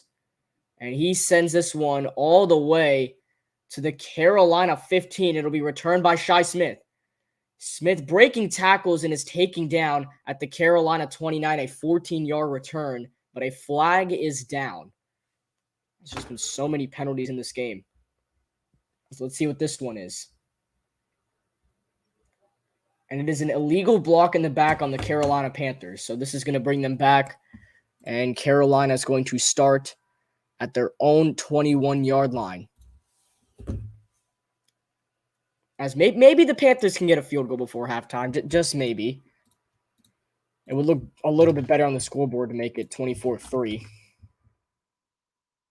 28-3. Kind of like Super Bowl 51. 91 seconds remaining in the first half. The Cincinnati Bengals have completely owned this game. Let's see if they can keep it that way. Or can the Panthers march down the field and get points?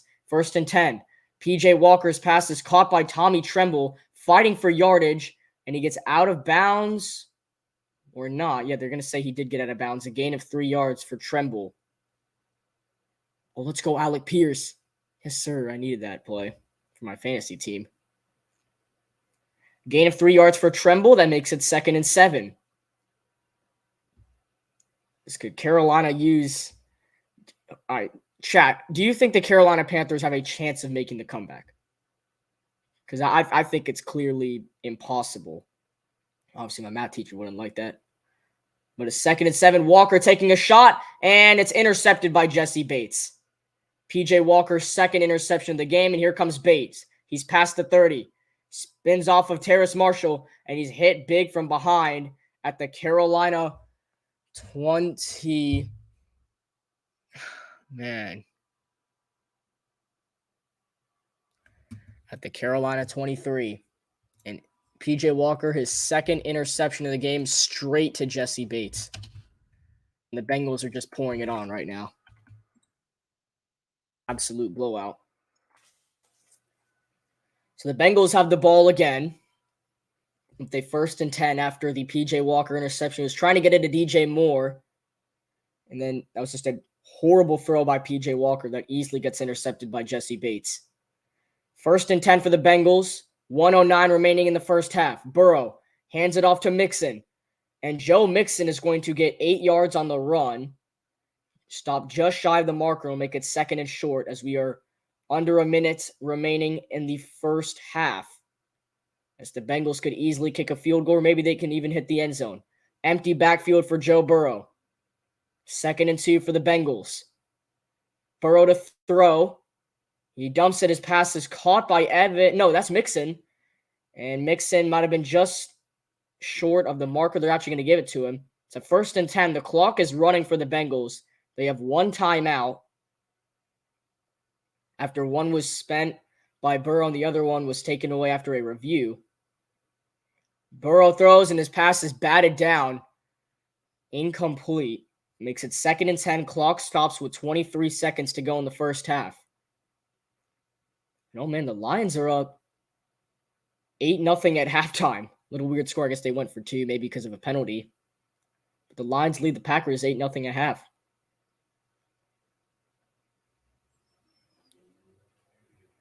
So plays in opponent's territory today. The Bengals have had 25 plays in Carolina territory, and the Panthers, who've only picked up a first down off of a penalty, have not had a single play in Bengals territory. 2nd and 10 for Cincinnati. Play clock winding down. They play action it. Burrow from behind. He's in trouble, and Brian Burns makes the sack on Joe Burrow. And the final timeout is taken by Cincinnati with 15 seconds. It's a 3rd and long. It looks like Joe Burrow is already coming off the field for Cincinnati. As Brian Burns makes a big play, he's able to take down Burrow. So now it's a 3rd and long. Are they already going to kick the field goal here at 15 seconds? That's what it looks like. Maybe they decide to do something else. We'll see. 3rd and 15, 17 seconds. The Bengals are out of timeouts, so they easily can snap the ball. As Joe Burrow in his career, this is the 100th sack he's taken since 2021, and this includes the playoffs. As Brian Burns gets that stat line. 3rd and 15 for the Bengals. 17 seconds to go in the first half. And this play, it might be a free play. It is. Flags are down. Burrow throws in the end zone, and his pass is incomplete. His pass was caught, but they're going to say that Trenton Irwin, his 2 feet did not get down. So we'll check it again. Got to get 2 feet. There's 1. Oh, that 2nd foot might have not gotten down. That would force it to be incomplete. Let's see again. 1. It's close. It is very close. Let's see. So 11 seconds, and they're not showing what down it is. It's 3rd and 10 after the penalty was offsides on the Panthers. And now play is called dead after something was called on the sideline. As it is a scoring review to see if Irwin got the feet down here with 15 seconds, or 11 seconds actually. Did he get the feet down? They're going to have to see. He got 1, that's for sure. Did the 2nd foot, did he drag it in time, or did he drag it too late? Yeah, right here. Time, yeah. And it's nothing. 11 seconds. I don't think he got the 2nd foot down. It's close, but I don't think he did. I think it's quickly came to the reverse for this single is first. Oh, I don't know what's wrong with his voice. And they're saying it's a touchdown. I mean, it looks like he's celebrating on the sideline.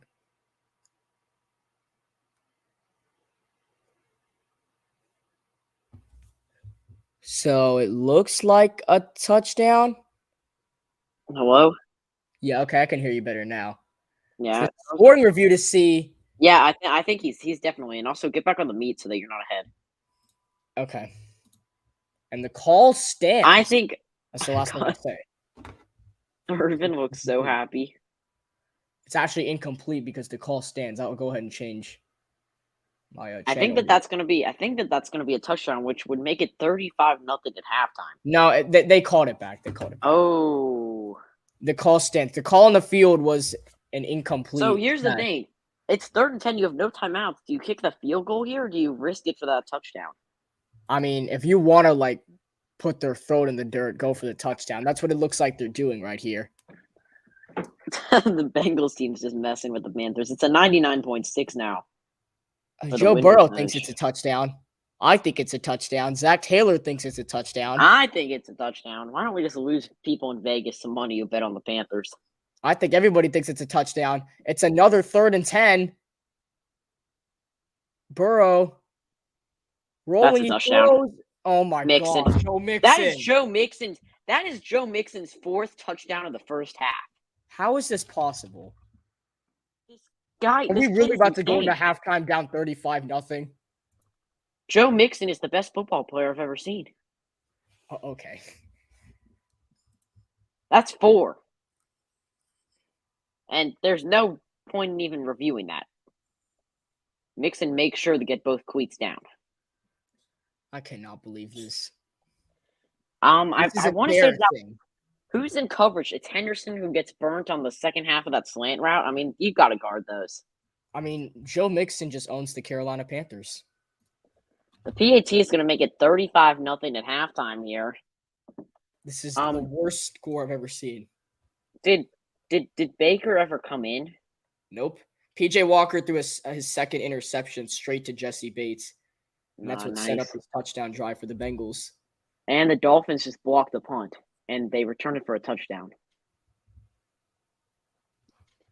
Well, that game's a lot more crazy than ours is. That game's a lot more fun, probably. This is the game of the year. So this could be this week. I'm assuming this is the most points that a team has scored in the first half yet all season. Yeah. The last time I remember the Carolina Panthers, if it being the other way around, when the Panthers had this big lead, was all the way back in 2017 when the Panthers went into halftime up 35-7 on the Tampa Bay Buccaneers. The last time I can think of something this bad was the NFC Championship against the Cardinals. No, I'm saying for the Panthers standards. Well, no, I'm talking like the Panthers winning. Yeah. Panthers losing the last time that I saw something this bad, I mean, it's been a while. No, I'm saying at halftime because the Panthers. Yeah, I mean, this is the largest margin I've seen at halftime of an NFL game. McPherson kicks it off. I guess I'll finish it off here. Oh, my goodness. Oh, it's a squib. Fumble. I mean, it won't even matter. Time ran out. The Bengals recovered it. Oh, the Bengals recovered it. Oh, just to give them even more. Also, the Lions. Just to give them more momentum. Lions up at 8-0. Well, God knows how many touchdowns the Bengals are going to score. Oh my God! At halftime. Am I going to get kicked from the Carolina cast if I really don't want to broadcast the second half of this game? No. It's 35-0, folks. We physically cannot end the broadcast until the game is over. Should we let our backup come in? Should we let Samuel take my role? If you want him to, I can do it myself. I'm not even going to talk about the game anymore. Oh my God! I think this is. I think let's go on break. We are going on a commercial break for a very, very long time. As we'll be back sooner than. We actually haven't seen him on the field.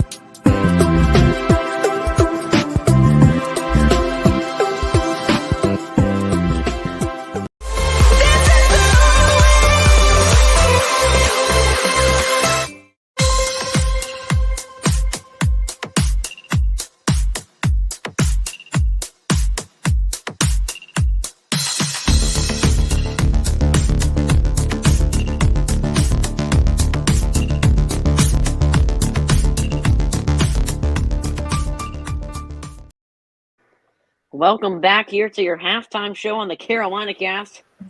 Welcome to the jungle in Cincinnati. The Bengals absolutely stomp on the Carolina Panthers in the first half, 35-0. After 30 minutes of play here, I'm joined by Chris Verma on your halftime show, live on YouTube and Twitch. We're about an hour 53 into this stream, and the Cincinnati Bengals have jumped on top 35-0, folks. No, that is not a typo. Steve Wilkes in his fourth game as head coach. PJ Walker's thrown 2 interceptions. Did the Panthers ever get that first down? Well, they got it off of a penalty.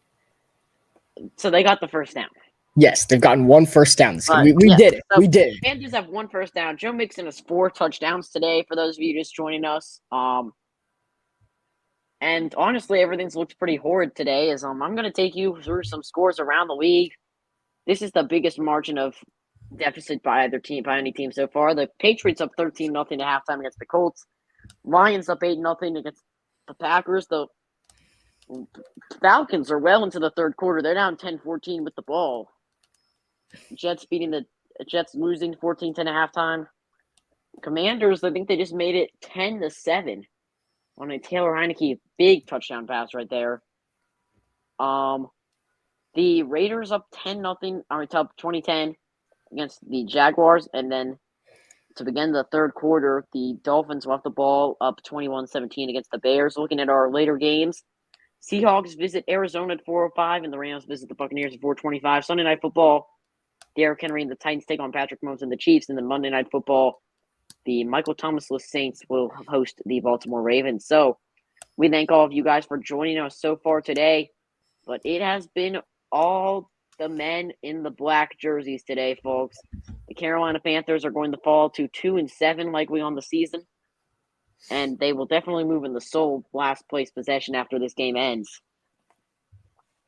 So, looking into the future, you have a football game in 4 days here. Chris, what can the Panthers do in the second half to try to get momentum going into their Thursday night game? Well, I think it starts by playing Baker Mayfield. Khalil Mack just got an interception. Anyway, Baker Mayfield. Baker Mayfield has not touched the field since an ankle injury when Matt Rule was at coach. That was about almost a month ago. Correct.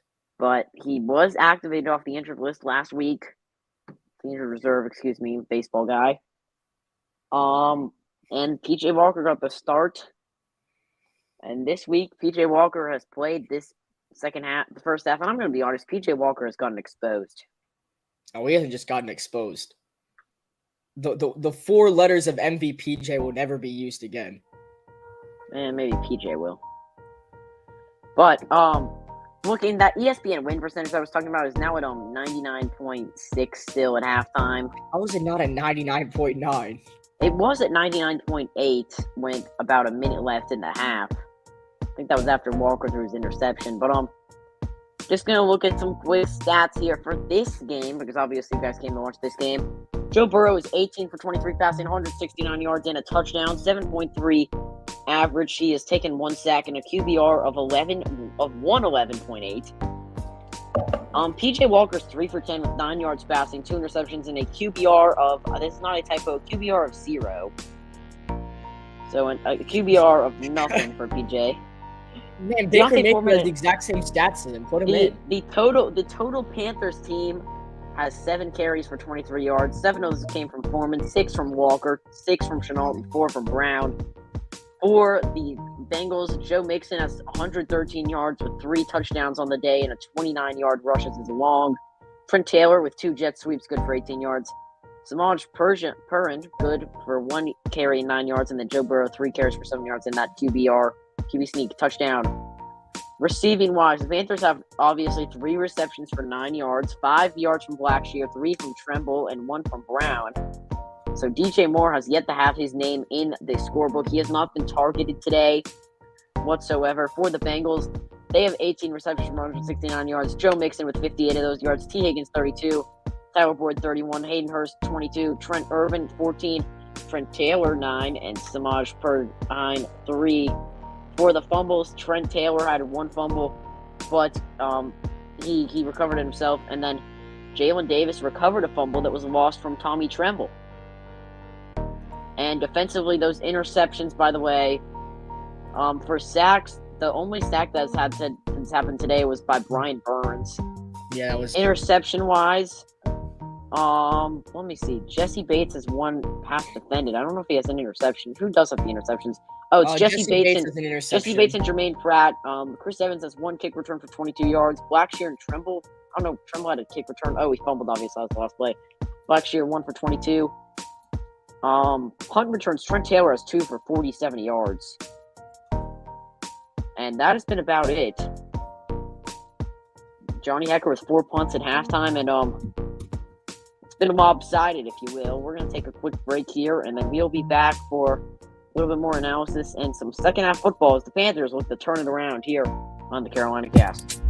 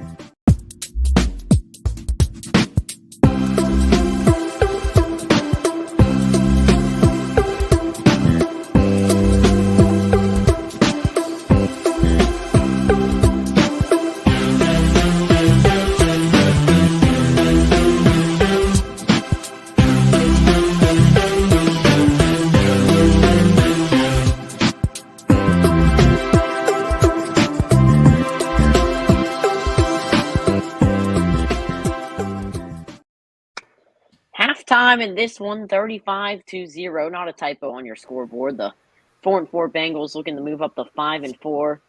And actually, if you look at the standings in a very interesting AFC North division, a win and a Ravens loss could potentially move the Bengals up to first place. Yeah, I'm actually never mind. The Ravens have the tiebreaker with that Sunday Night Football win.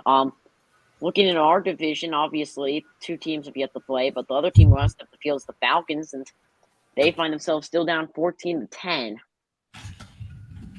in that one. So, looking forward, obviously the Panthers will host the Falcons 8:15 kickoff for that Prime Video game.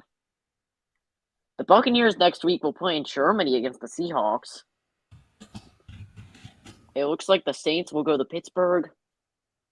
And those are all your NFC South teams for next week. So, Chris, what do you have to say about just everything so far, the last 30 minutes? Well, there's not a lot to say if you're a Carolina Panthers fan right now. I think all you can say is look at April, man. I think it's time to move on from this season. And look at April. Come on, man. It's week 9. I think it's time to start looking at April. I think the Carolina Panthers building is officially on fire. Well, last time I checked, I think you need a head coach to look at the April.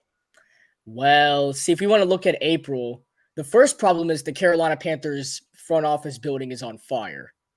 I think we all know that. It's on fire. We don't know what we're doing. We first need to find a coach for April. You're right. But who's that coach going to be? I'm trying to add some like sound effects. Can you let me know if you hear these sound effects in the background? Sure. All right. Do you hear that or no? No. Okay, good. All right, we'll try that later. I have AirPods in to try to get my mic up, but I don't know what time halftime was, so I cannot tell you when kickoff is resuming. I'm not sure either. I kind of want to see what the world has to say about this game. I mean, Oh no no who do no you no think no no no no. The third quarter has begun, folks. Wait, what? We're back? Get football.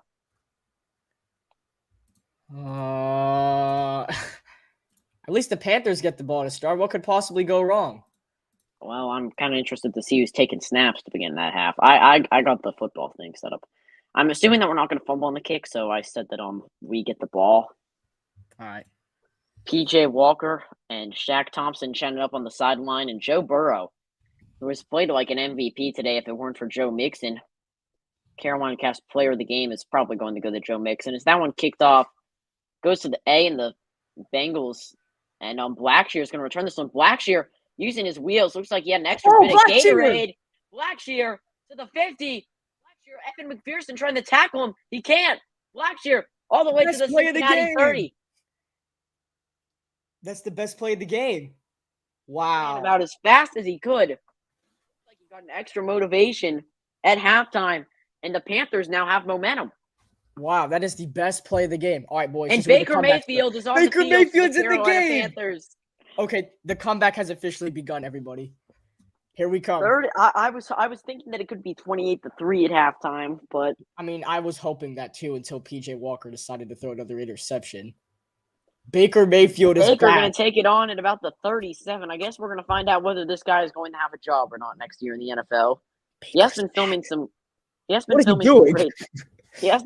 great Heisman commercials. I will tell you that. Here's Baker on first down. I'm going to throw a quick pass, and it's dropped by Deontay Foreman. So, Chris, I got to ask, if you go fourth down here, is this 4-down territory, or do you try to have Eddie Pinheiro build this? No. After last week, I don't want to see Pinheiro on the field ever again, unfortunately. I don't know. What's the timetable for Zane Gonzalez? You really want to? I don't know what the timetable is for Gonzalez. That is a good question. Sam, you want to see this guy on the field again? No, I don't even put the overlay up. 2nd and 10 here at their own 38 or 37. Going to step back into the pocket. Bullet pass going to be caught. And the first target of the day, I'm pretty sure, for DJ Moore is going to be a first down for the Panthers. And the first official first down of the day, statistically, barring penalties, the first time that the Panthers have been able to cross that yellow line on your TV screens. They did it. Baker Mayfield is back. Baker, he's been able to collect himself over the past month, and he is ready to play some football again. Baker is back in business. It's now going to be 1st and 10 here for the Panthers again. Mayfield gets ready. It's going to be a handoff play. Foreman. I don't know what Foreman was doing. He had why did he go to the other side? He had an open lane the other way. Where are you going, Foreman? Foreman tried to move the football. And was that a tanking? Hey, was that a tanking move by Deontay Foreman? Aaron Rodgers throws his 3rd interception of the game. No shot. More than PJ. Wow, he's got more than PJ. Let's go. Good job, PJ. We're proud of you. But Baker Mayfield, 1 for 2, 10 yards passing, 2nd and 5. Those of you who are joining the Baker Mayfield wagon here, a flag on the play, and Baker quickly. Oh, I'm still on the Baker Mayfield wagon. That's going to be a false start on the Panthers, which will make it a 2nd and 10.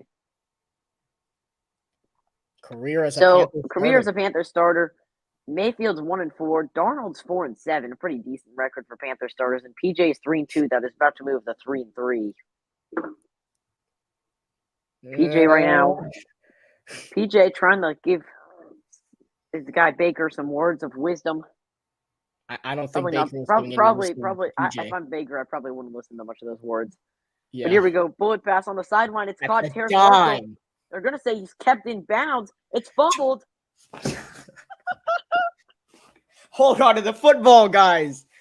It's still the Panthers football, you guys. Don't worry. We have one job. Hold on to the ball. Wow. Terrace Marshall tried as hard as he could to give the football back to the Bengals right there. Is that what we're trying? Are we physically trying to tank in front of everybody? Also, can we talk about the fact that Mayfield already has more passing yards than PJ Walker, and pretty much the same amount of completions? I try to tell y'all, Baker's back. Well, I think getting some points for Baker would be some motivation. Let's get in the end zone, And Baker. Foreman. This is the closest the Panthers have been to the end zone by far, and it's not even close. Also, if you're wondering about that ESPN win percentage that was at 99.6, it's still at 99.1, so it's dropped down by Falling. 0.5% or It's so. falling. And the Falcons have a touchdown. Cordell Patterson is second of the game. Yes. And they take the lead. Go Cordell Patterson. Cordell, his first game back, he gets 2 touchdowns, and he's looking like the man in Atlanta. Mm-hmm. But we're focused on the boys in blue here up north at Paul Brown Stadium. 2nd and 7, going to step back in the pocket as Mayfield throws it. Blackshear tries to make a man miss, and he is eaten up by Bell. Well, Blackshear's going back to those negative yard plays. Yep, I remember Blackshear. He went to Virginia Tech. This is actually Blackshear's rookie season. I thought he was like a veteran, but I was off. It's going to be a 3rd and 8 here now for Baker and the Panthers. And it has to be a pass play. I mean, look, I'm going to be honest. I know it's technically 3rd and 8. This is really 3rd and goal. You got to go for the end zone here. Oh, if Baker delivers a strike in the end zone, I'm speechless. The Panthers haven't really had many plays in the end zone where they've thrown it, where the wide receiver's actually standing in the end zone. Mayfield drops back as always. Fade away. 1 foot in bounds for Marshall. Marshall tried to deceive the ref, but he quickly decides no point. 4th and 8 does the offense stay on the field. That was a dime by Baker. No, he threw it way too left. That's a touchdown. No, that's a college touchdown. No. Show it again. Well, I saw 2 feet down. I'm not joking. Oh, shoot. Oh, no, it's Darnold. Hey, Darnold shaved. Yeah, so did Josh Allen. Oh, my God. Also, Darnold shaved. Red Zone showed me the play. Oh, I just saw the play, too. The offense staying on the field. 4th and 8. Mayfield, bullet pass. We did it, yes! Touchdown, Tommy Tremble. The Panthers, for the first time, I'm not sure how much of a celebration this is going to be. We did it. Oh, no. Everybody walk off the field. No. Excessive celebration. Speaking of excessive celebration, that was about the cleanest team celebration I've ever seen by the Bengals. Oh, they, I think that was in the same end zone. Man. Come on, guys. We did it. We scored. That's a dot by Baker. Baker Mayfield is back, everybody, and he's delivering strikes. The comeback begins. Did you kick the onside kick here, Krish? No. I mean, there's 28 minutes left in the game. I mean, oh no, Pinero's kicking the extra point. Hecker the hold the kick. You have one job. And Pinheiro, although he tried as hard as he could to make it go wide left, it barely goes in. Pinheiro did it. Pinheiro, what was this last week? Tommy Tremble and Eddie Pinheiro did it, and more importantly, the Carolina Panthers have points on the scoreboard. That deserves a lot of celebration. We did it. Comeback time. Down 28 are the Panthers. We're going to take a minute to collect ourselves and enjoy this little brief momentum that the Panthers have. We'll be back. Cincinnati Bengals and Joe Burrow/Mixon get the ball back.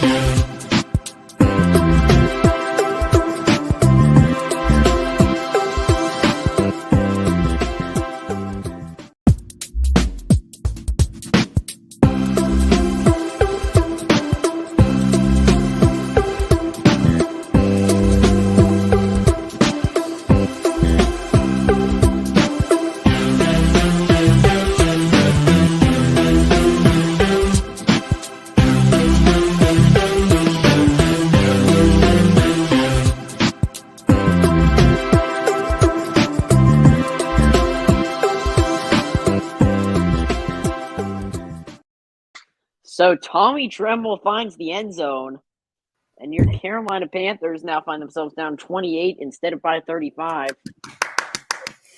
How about that, by the way? By none other than Baker Mayfield. He comes in the game. Raheem Blackshear sets it all up, though, with the biggest play of his NFL career. So proud of these guys. We did it. We did it. We scored. We could actually possibly score. Does Sam Darnold get yes, Patterson, go. Evans is going to let this one in. So I'm assuming the Bengals are going to try to chew some clock here now. If Brian Burns can just take Joe Mixon and throw him out of the stadium, I think we have a chance to win. So we're gonna look at some brief history here. Hey, why is it still at 99.6? Queen Charlotte, NASCAR, Chile, the Black Panther, the Bengal Kitty. Oh, that's a flag on Cincinnati. All right, let's go. We can do it. Let's go, boys. Automatic first down, false start. We aren't too happy you stayed here to watch Baker Mayfield send us to another victory. You realize that Joe's about to score his fifth, right? Oh, I'm very aware. What's the record for the most in a half? Joe Mixon's about to score a touchdown right here. Watch. We're taking a look at Zach Taylor. And there's Mixon. All right, let's see. 1st and 15. Oh, my God, they're passing the ball. There we go, defense. The defense able to stop T. Higgins short, and it's going to be a 2nd down and long. They get their 5 and yards. The Dolphins-Bears game is a really good game. Oh, that is a great game. 25. Hey, the Commanders, bro. I mean, look at the Commanders, how about that? Man. It's got to be Dan Snyder had to have been the problem. I mean, oh well, Terry McLaurin just dropped a 4th and 1, so never mind. Oh, he was thinking about being owned by Kevin Durant. I think KD would go broke, considering he's already trying to buy the Nets out of debt. A 2nd and 10, handoff to Perrine. Get Perrine, come on. Gets it up and he absolutely muscles his way for the first down. Bengals. See, we have a chance in this game if our defense can do one thing. When you start running, you go after the guy who has the ball. Then you give him a hug and put him on the ground. That's all you have to do. Well, actually, the Panthers have been taught to put that guy out of bounds today so far.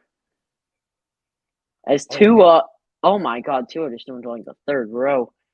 Okay. So 1st and 10 now for the Bengals. They're working familiar. At least Tua showed off his arm. Tua showed off his arm right there. So 1st and 10 here. They're going to wave Taylor in motion, but then they're just going to hand it off. No play. Oh, no, get him. Deep ball. No. Okay. It's off the fingertips of Ozzy. Xavier Woods right there. I mean, we figured out a little bit of a rabbit hole that Xavier Woods was teammates with Trent Taylor. Yes, Patterson. Yes, sir. There's Cordell Patterson, who's absolutely going on beast mode today. Let's go, Patterson.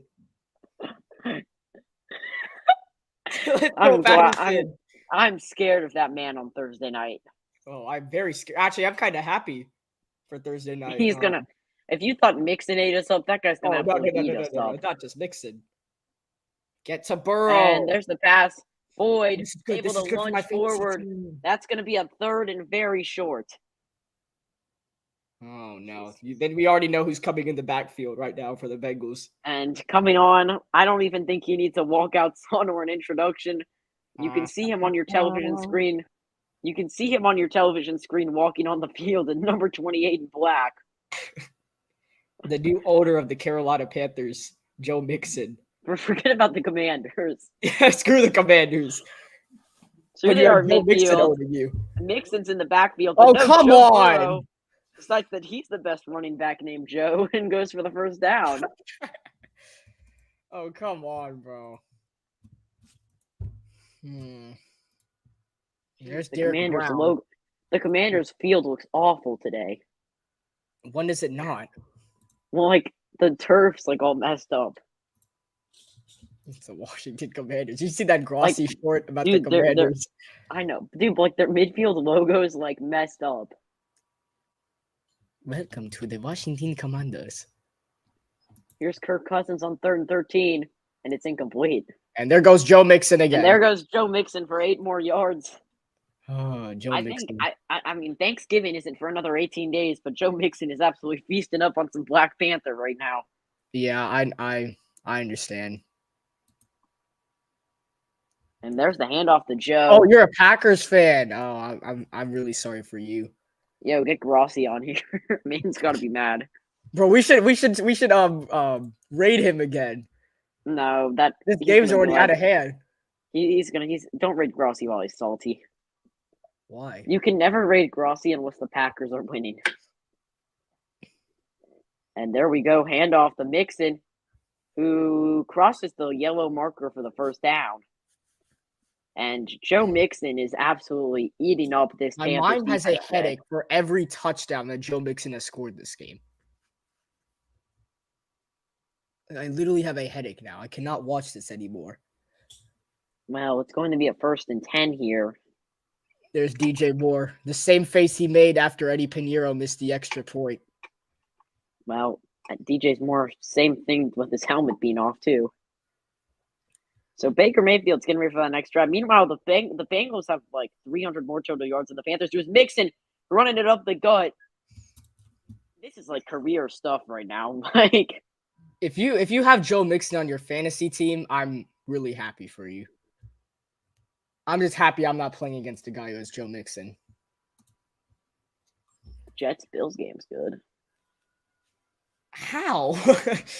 What? Because it's in New York. Josh Allen. Oh, they could be trailing. The Jets are driving. Yeah, but it's like a 3rd down. And then their kicker is going to miss the field goal. No, he's Greg Zuerlein, bro. Greg the leg. Oh, Cowboys. Warmer. Burrow. 2nd and 4, going to take a shot, and it's caught by T. Higgins at the 20-yard line. 1st down, Panthers, and Xavier Woods does his homework by pushing him out of bounds. Zach on 3rd down gets absolutely teared up by Von Miller. It's a fumble. The Bills have the football. The Bills have it. Oh my God! Only Jets football. Miller turns on his X Factor and gets the sack and the fumble recovery. Only Jets football. He says, "Fine, I will do it myself." Oh man, he did it again. That gives me flashbacks. It was just the other camera angle. It was the other side of the field. Well, the Jaguars have a really close game, unlike the game that we have. I'm just spectating the NFL at this point, as Lawrence going to take a deep shot, and it's caught by Evan Ingram, but he quickly falls down. No, it's Arnold, excuse me. Oh, Dan, he was a Panther last year, and then we traded him. Well, that's not really looking good, because apparently with a good quarterback, he's actually played fairly decent. Oh. Anyway, the Packers have the football back. This is the game I want to watch. Hey, yo, that was a nice catch by Mr. Dan Arnold right there. Here we go, though. 2nd and 4 for the Bengals. They hand it off to Mixon. Mixon going to run to the left. Mixon flag. But Joe is going to take it for his 5th of the day. Oh, and he's counting in the end zone. No. He counted. Oh, shoot. He's counting. Excessive celebration. It's on the Panthers.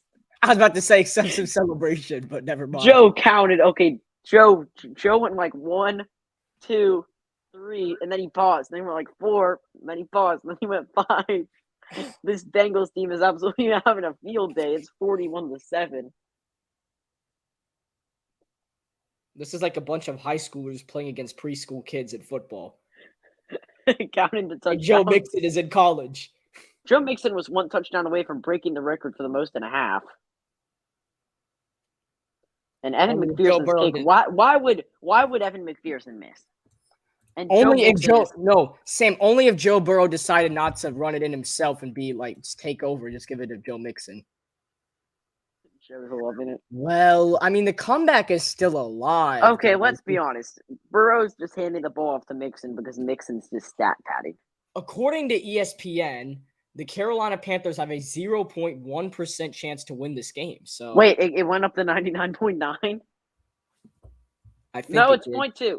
Oh, it's 0.8 still. It just said 9 for a secid. Hold on. Yeah, Yeah, it it went said from 9. I think ESPN's mad that the Bengals scored this early.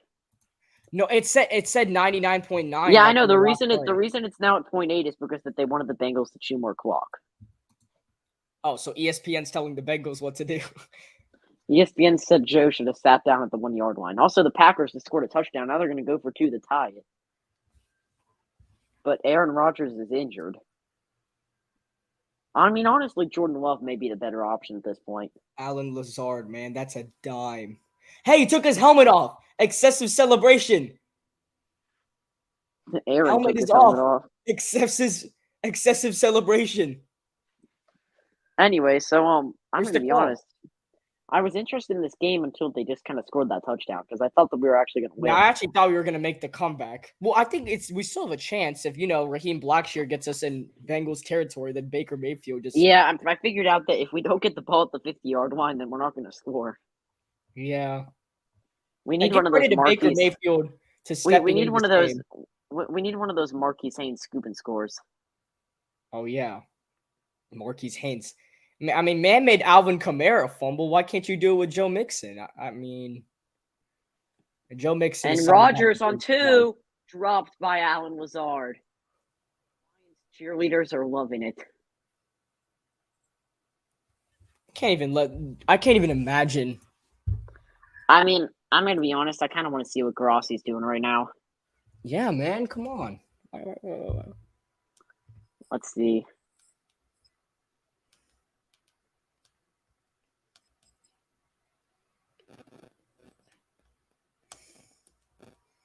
Hey, yo, pause. Sauce. Oh, crap. Did Sauce get another interception? Yes. Oh, my God. Can the Bills just win the game? Oh, my God. Bro, Josh Allen is trash. I think it's because he shaved. Why is Sam Darnold not? Are they just holding back Sam Darnold so they can let PJ and Baker do their thing? Oh, shoot. And they have it in the red zone. Holy. Well, Sam, remember, it's the New York Jets. Remember what happened It's a the trick last time they play. were in the red zone? The trick play. He fumbled. Who fumbled? Wait, that's illegal. You can't throw the ball forward and catch it. Wait, what happened? He fumbled, but he kind of threw the ball forward. All right, well, I'm going to get back to this Panthers game because I just want to see if Baker Mayfield can score another touchdown. Because, I mean, honestly, Sam, if we're talking future right here. This is a quarterback battle. Yeah. But how about Sauce Gardner on that interception? I think they're showing all 5 of Joe's touchdowns right now. Bro, Josh Allen is so mad on the sideline. Oh, Garrett Wilson got the fumble back, so they're good. All right, here comes Baker. He kind of pitched the ball forward. Here comes Baker. Handoff. Foreman. Up the gut. Deontay gets 7 yards on the run. 6 yards. Foreman is slow to get up. Okay, they brought him up. Bro. Speaking of slow to get up, one of the Bills players has been walked off. I don't know, man. I think Josh Allen needs that beard back immediately. Oh, bro, how did Garrett Wilson fumble that? I don't know. He kind of looked like he was trying to throw the ball forward. So it's a second in and my 4 opinion, for Carolina. In my opinion, that should have been called an illegal forward pass. I think he fumbled. It just went off of his knee. Oh, Mayfield nearly threw an interception straight to Trey Hendrickson. Trey Hendrickson needs that interception. Oh my God, Garrett Wilson just made the catch of the century. Did he score a touchdown? No, it was out of bounds. Oh, dang. It was like OBJ though. Dang, that was a great catch. No. Well, that would have been one of the highlights of the year. Well, I mean, if the Jets went on to win the game, obviously, if they blitzed on the last play of the game. That would have been about 2 years ago. It's a 3rd and 4 Third and 4 though for Carolina. Baker. Steps back. Long pass. Uh-oh. Good 5 yards behind DJ. So do you punt for it? Do you go for it? Do you punt? I mean, I think you have Zachary to on go. second DJ down Moore is just going already to threw run. his helmet. Y'all, DJ Zach Moore gets threw the his first. helmet. 3rd and 3. Did DJ Moore just take off his helmet? Yes. Hey, look at Zach Wilson, man. So did Baker. Baker took off his helmet. I think everybody on the Panthers took off his helmet, yet there was no celebration call. I mean, I think you just forfeit and you take that private jet home to Charlotte. Yeah. It's a high kick, going to be returned by Taylor. You also have to wonder when the Bengals decide to sit out Joe Burrow. I mean, I want him to come in the game and throw another touchdown because my fantasy team needs it. I just want to see Joe eating up all my points. I just want to see Mixon break a record. Also, the Jets just took the lead. Wait, they actually just did? Holy crap. No. This is not real. Hey, that's James Robinson! Is that another fantasy player for you? Yes! Fantasy! Let's go! Is your team going... Team is on fire. Yes, your sir. Your team going crazy this week? Yes. It's in my dad's league, though. We don't talk about the 4 quarters I hate that league. The Thursday league. Yeah, we don't talk. Yeah, the Thursday league. I'm talking about my dad's fantasy league. James Robinson. Let's go. Also, when did Tua get so good? That's a good question. Anyway, please miss this PAT. Oh shoot, he made it. It is good. Got a teaser league on the Bills, so. But Robert Patterson. Mariota wanted to throw deep. He got away. Marcus Mariota. Oh my goodness. That is one of the plays of the year. Kind of confused why this game isn't on CBS so that I could have the Falcons game on Fox. I don't know why our game isn't on CBS. I don't know. I think the next time that we play on CBS is like at home. James Robinson literally just meant go Patterson. Go Patterson. No Patterson. You're not supposed to lose 2 yards after James Robinson finally scored a touchdown for me. Broncos country. We tried. Are they from? I think they're on bye week this week. Let's see. Panthers. Oh, yeah. I'm going to the Panthers-Broncos game this November. I may. Yeah, we don't play on CBS again until we play the Steelers. Look at Tua Tagovailoa, Brian. It is 14-5. Also, DJ Moore has told ESPN that he has no regrets about taking off his helmet for excessive celebration. Yeah, I saw that. And you know what? Good, DJ. Good. I like that. Also, if this game gets to 49-7, Krish, I may head out. Okay. I mean, you can head out too, if we can have the meeting early. No. I'm going to finish off this game. Would you be mad at me if I left? No. I wouldn't blame you. I wish I could too. Well, you can. We can end the stream. No. I'm not going to end the stream. Come on. Oh, World Cup? USA? I cannot wait to watch the World Cup, bro. Yo, do you want me to get you into soccer? You want me to teach you about soccer? Because we have the perfect amount of time. No, I don't want you to teach me on stream. But I'm going to watch the World off Cup. Stream. When the cameras aren't on, bro. No, I want the USA to go all the way, man.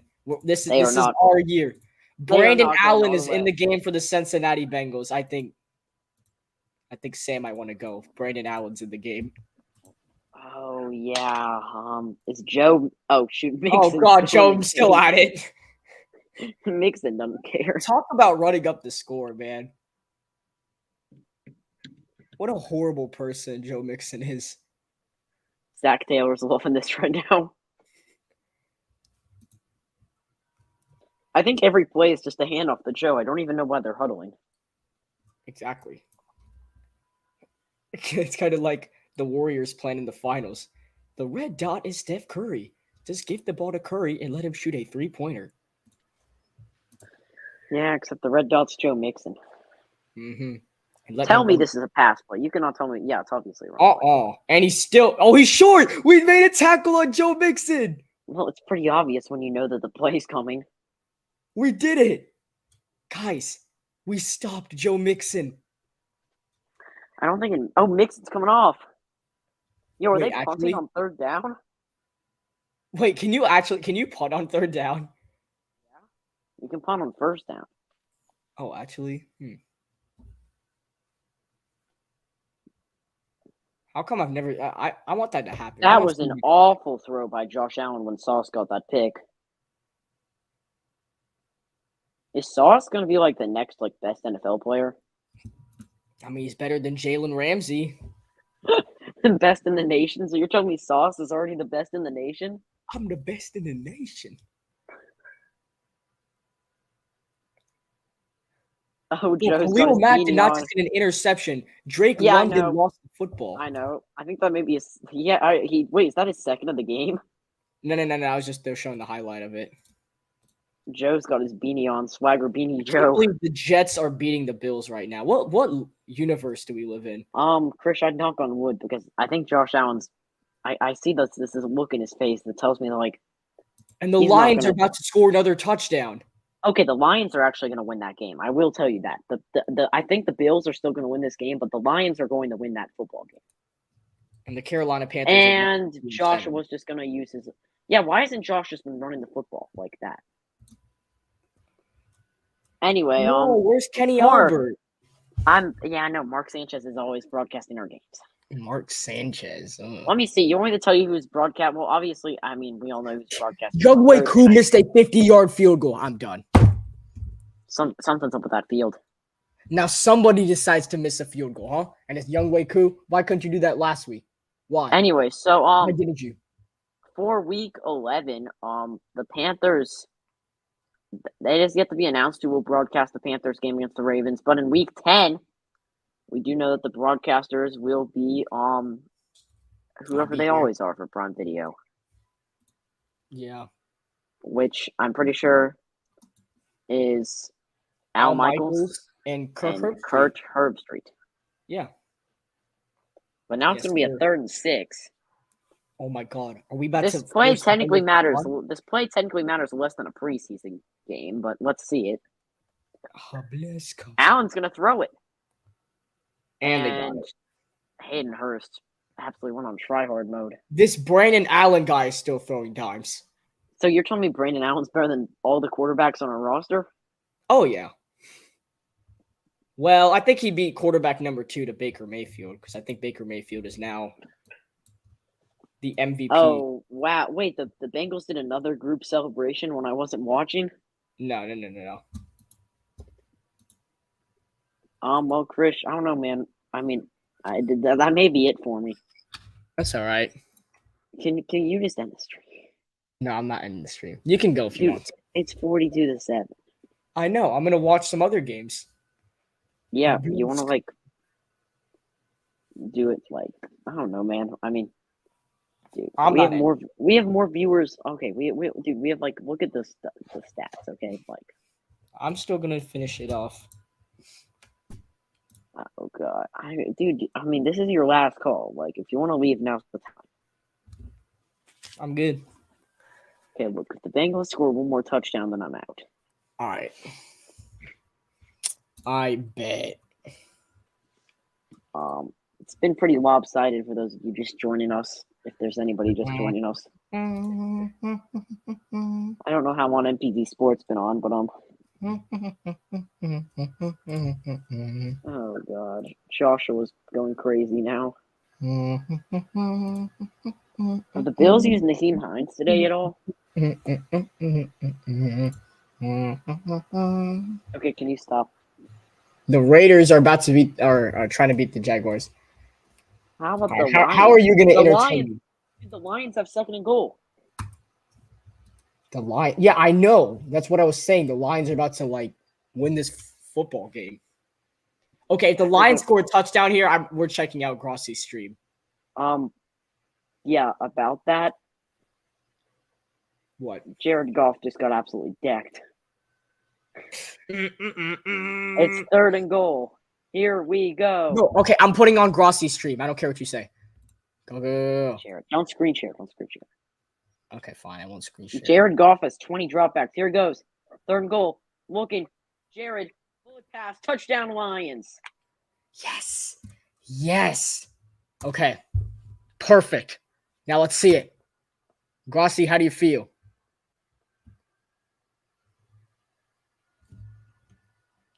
Do you ever like rage on stream? Can y'all hear it? Can you hear it? Yeah, but don't play it.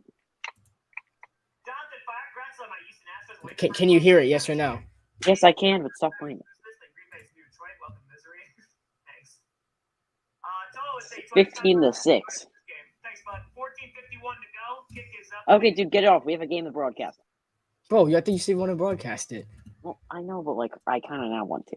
Okay. So, a little bit of some preseason football here. The Bengals up 42-7. Brandon Allen and Joe Mixon is done for the day. Bro, Baker Mayfield's mustache. Based on looking at Baker Mayfield's facial expression, I would guess that he is too. Baker Mayfield's mustache, bro. But if we look at the Chargers game, that game is very entertaining. As expected. This is just a sad ending to the Carolina Panthers season.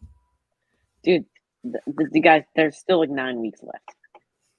It's a really sad way to finish up the season. And that is a great tackle by the Panthers defense.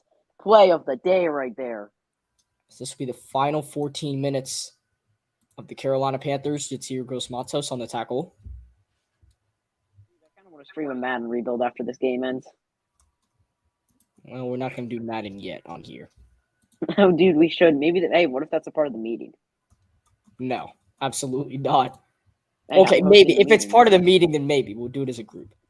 Well, no, I have to go eat dinner at somebody's house tonight. So, Oh. 5 to 5:45. Okay, we should probably start talking about it. Here we go. 3rd and 10. Brandon Allen here looking to try to earn an NFL roster spot for next season. Here he goes. He runs out of the pocket. Throws it, and he is going to just sit down. Shaq Thompson with a nice play. Bring up a 4th down. Keep in mind, you only suit up 53 guys, so there's only so many. Austin Eckler just ran away from every single Falcon in the world. Sam, can I keep this up, please? No, I know it's I want to keep it up.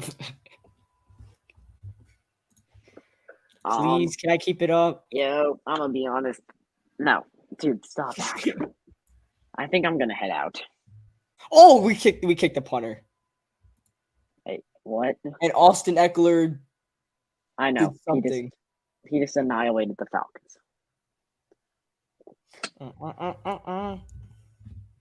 Was he down? I mean, technically, he never touched the ground.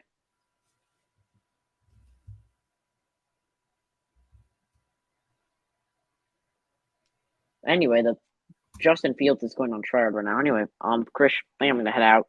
All right. Thank you, Sam. See you guys. All right. So Sam's heading out here. I'm going to finish off the game. I'm going to need some help from the comment section right here because I don't really want to broadcast this game, but it looks like I'm going to have to.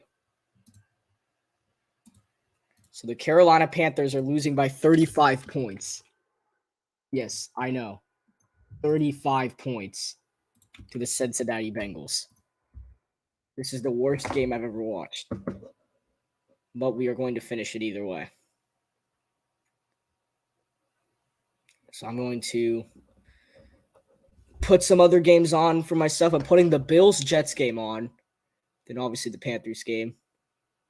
I do hope that the Jets beat the Bills. Just because it would rock the whole world. So go Jets. Anyways. Back to this Panthers game. They're down by 35. I think everybody can tell that we want a quarterback in the draft this year. And I feel like these are the final moments of the Carolina Panthers season before we just throw it away. I think this is it. I think this is the last straw. The Carolina Panthers are about to become 2-7. One of the worst records they have had in a while. And I think after this game, we need to come out and realize that we are not a winnable football team. And we need to move on, wait till the end of the year, and then find a coach. Maybe just find a coach as soon as possible. And I don't want that coach to come in and just start trying immediately. I want us to finish out this year, find a coach, then go into the draft and find somebody there. Hopefully, Bryce Young or CJ Stroud work harder for us to want them. I want to see more from those two quarterbacks before we do something with them. But all said and done, I think it's time to look into a quarterback as it's a 1st and 10. Run play for Raheem Blackshear. And Blackshear's going to get a couple yards on the run. If we do give Baker Mayfield another chance next season, Carolina looking at 2-6 right now. We do not want to take a chance at Bryce Young or CJ Stroud. And the Carolina Panthers would most likely just have to stick with Baker or just I don't even know anymore. We either stay with Baker or we just move on and try and get a better quarterback. But I mean, if we're going to take somebody in the draft that's not a quarterback, I think we'd want to take a guy maybe like Will Anderson, as this is a big play for Blackshear down the sideline. Raheem Blackshear breaking free before he's finally taken down. That was a nice play by Blackshear. He gets a gain of 26 yards. And the short play by the Panthers turns into a big one. So Carolina's down by 35. This game is just, it's over. I just want to finish it off here. Mayfield to throw. He dumps it again for Blackshear, and Raheem Blackshear gets into Cincinnati territory before he is finally taken down. So Raheem Blackshear is playing pretty well for the Panthers in these final moments. That's Marcus Bailey, 30-year guy out of Purdue with the tackle. And that makes it 2nd and short for Carolina. 11 minutes remaining in the fourth quarter. Baker Mayfield, 5 for 9 passing for 60 yards and a touchdown. He came into the game to start the second half for the Panthers after P.J. Walker had an atrocious game. So now Baker 6 for 10, 69 yards and a touchdown. 2nd and 1 for Carolina. Mayfield hands it off. This is Blackshear. And Raheem Blackshear has a first down for the Carolina Panthers. So they get deeper into Bengals territory. They are at the Cincinnati 47. As Baker Mayfield wants to go with the tempo a little bit, but the refs are slowing him down. 1st and 10 for Carolina. Mayfield to snap it. He's looking to his left. He fires and his pass is caught by the fullback Giovanni Ricci. And he gets 9 yards on the play before he's out of bounds. So it'll be 2nd and 1 again for the Panthers. As P.J. Walker is just trying to give some advice to Baker Mayfield. I don't know if Baker Mayfield's really listening to P.J.'s advice after that atrocious first half that he had. So it's 2nd and 1 for Carolina. 10 minutes to go in the fourth quarter. Your Panthers are down by 35 points. The biggest blowout of the year. It's been a very unfortunate game for the Panthers. So 2nd and 1. Mayfield hands off to Foreman. And Deontay Foreman should have enough. And he does for the Carolina Panther first down. As now the Panthers are at the Cincinnati 31. Deontay Foreman has had a very unappreciated game, you could say. As he's had 7 rushing attempts for 23 yards. After coming off of a 100-yard run game for just about 3 touchdowns. And then he had 2 100-yard rushing games in a row. So he gets 2 more yards on the pass. And for anybody wondering, the Jets and Bills game is tied at 17, but Tyler Bass just kicked the ball out of bounds. So the Jets are going to have good field positioning. 2nd and 8 for Carolina. Under 9 minutes to go in this game. Mayfield throws and his pass is caught by DJ Moore. And Moore goes down at the Cincinnati 16. And the Carolina Panthers are in the red zone. So they are looking for the end zone with the game winding down here. 1st and 10 for the Panthers. Baker Mayfield, 9 for 13, 94 yards and a touchdown pass. So the Panthers are looking for more. 1st and 10 for Carolina. Mayfield looking one way, throws the other way, and Deontay Foreman is stuffed behind the line of scrimmage as that is a big tackle for the Cincinnati Bengals coming from Akeem Davis-Gaither out of App State. His alma mater has had a very interesting season in college football, if anybody's watched. That's a loss of 4 yards for Deontay Foreman, and that makes it 2nd and 14 for Carolina. 8 minutes to go. So the Panthers are they just have to get past this year as of now. It's too late for them to come back, in my opinion. It's obviously in this game just for the season. 2nd and 14. Mayfield takes a shot to the sideline in the end zone, and what a catch by Terrace Marshall for the Carolina Panther touchdown. As Terrace Marshall makes an outstanding catch over the Bengals defender to get the Panthers in the end zone once again. What a play by Marshall. Man, he goes right over the rookie and catches it right over him. He went up for it. He makes the catch, and it's the Carolina Panthers' 2nd touchdown of this game. What a catch by Terrace Marshall. So here comes Eddie Pinheiro for the extra point. He can make this a 28-point deficit, and his kick is good. So the Panthers now trail 42-14 is your score, and we'll be back after this. 7:47 remaining in the fourth.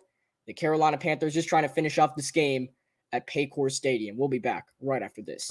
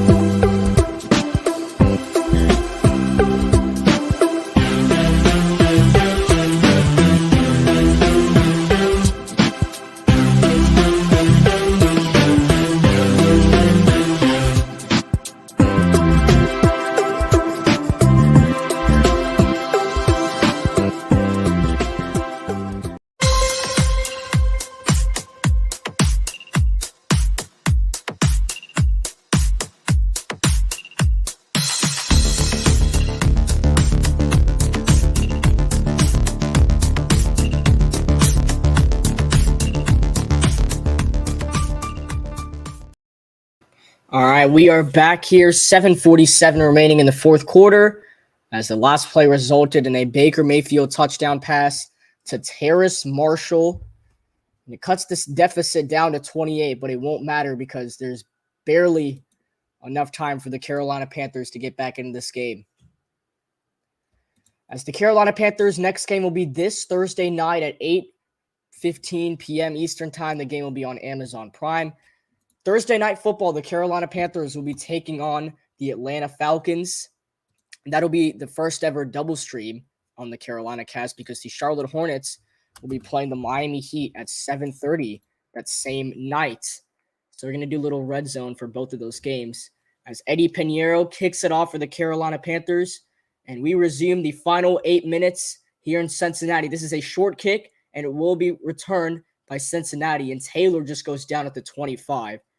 And that's where Brandon Allen and the Cincinnati Bengals will come on the field to finish off the game. As Hayden Hurst exchanged some words with Sam Franklin on the kickoff, he'll head off the field, the fifth-year guy of South Carolina University. I mean, the Carolina Panthers know him well. He was a big threat on the Atlanta Falcons. He's moved around a couple teams, now finds himself in Cincinnati. As it is a 1st and 10 for the Bengals, Brandon Allen is on the field. As they have Joe. No, I think that's Samaje Perine, actually. The Bills-Jets game is tied at 17 right now. That is a really good game at MetLife Stadium. Here is a jet sweep, and this is going to go for a big gain and a first down for the Cincinnati Bengals, as that was none other than Trenton Irwin, second-year guy out of Stanford University. So the clock keeps running for the Bengals, and they're picking up yardage as Irwin moves the chains for the Bengals. It's a 1st and 10 for Cincinnati. 7 minutes remaining in this game. If you're wondering what's going on in the Bills-Jets game, the Bills are trying to drive down the field and take their lead back on the Jets. 7 minutes. Carolina looks like they're showing blitz. Corey Littleton ready to go. This is a toss to Perine, and Samaje Perine breaking free down the sideline. One man to beat, and Sean Chandler saves what could have been a touchdown for the Cincinnati Bengals, and it puts them in Carolina territory once again. As it looked like just the Bengals have lived in Panthers territory this entire game, as nobody's been able to make a tackle. Sean Chandler, yeah, he pretty much does save a touchdown for the Carolina Panthers defense. So the Bengals now in good possession as they find themselves at the Carolina 37 with 6:20 to go. Perine has 5 rushing attempts for 49 yards. Last week at Cleveland, the Bengals finished with 36 rushing yards. Today, and they have 242. That's what's going to help them get the victory today. Here's Perine. Bounces off of the tackle, trying to get past some of the Carolina Panthers. He's only going to get 2 yards before he is met by Corey Littleton, Bravion Nixon, and Tay Hayes.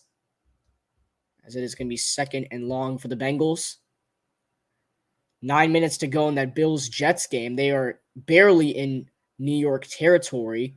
As Josh Allen rolling out, he gets sacked, actually. But the Jets defense come up big and make it 2nd down. It's back to the Panthers game, 5:30 to go. After a 2-yard gain from Samaje Perine, it's 2nd and 8 for the Bengals. 3 on the play clock. And this is a jet sweep, and Brandon Smith was all under it, but he can't bring him to the ground. And that job is actually going to go to Amir Barno, the 5th-round pick out of Penn State, has to make the saving tackle. As it looks like Brandon Smith completely read that for the Carolina Panthers, but he's not able to bring him down. And then Barno has to make the tackle. So now it's 3rd and 8 for the Bengals. And in 2nd and 14 for the Bills, Josh Allen almost threw an interception. It went off the hands of a Jets defender. That could have easily been Allen's 3rd pick of the game. Instead, it's going to be 3rd and 14 for the Bills. And back in our game, 3rd and 8. Here is a screen pass, which is going to be caught by Cincinnati. As that is Trent Taylor, who's taken down just shy of the marker. So it looks like Evan McPherson is going to come out for a field goal attempt for Cincinnati's. It's 4th and short. And he will. So this is Evan McPherson. He can make this a 31-point lead for the Cincinnati Bengals. And put the nail in the coffin. Back at the Bills game, 3rd and 14. Josh Allen taking a shot down the sideline, and it's broken up. He was looking for Stephon Diggs in the end zone. It's broken up by the Jets defense. That's a big stop, and no flag is called. As here is Evan McPherson, a 48-yard field goal. Good snap, good hold, and the kick by McPherson is no good. He missed it. Evan McPherson misses the 48-yard field goal, and it's going to be Carolina Panther football once again. It remains a 28-point deficit for the Panthers. And we are going to check in on this Bills-Jets game. So close. This one is booted away by Buffalo. Braxton Berrios will return it, but he's going to let this go. That is a great punt by the Bills. And the Jets are going to start from their own 4-yard line after an outstanding punt. So here comes Zach Wilson and the Jets. Under 8 minutes to go in the game. They're going to go on a TV break as well. So we're going to go on break. The Carolina Panthers are getting the ball back. This game's pretty much over, but let's see if they can score before time runs out. 42-14 is your score from Paycor Stadium. and we'll be back after this.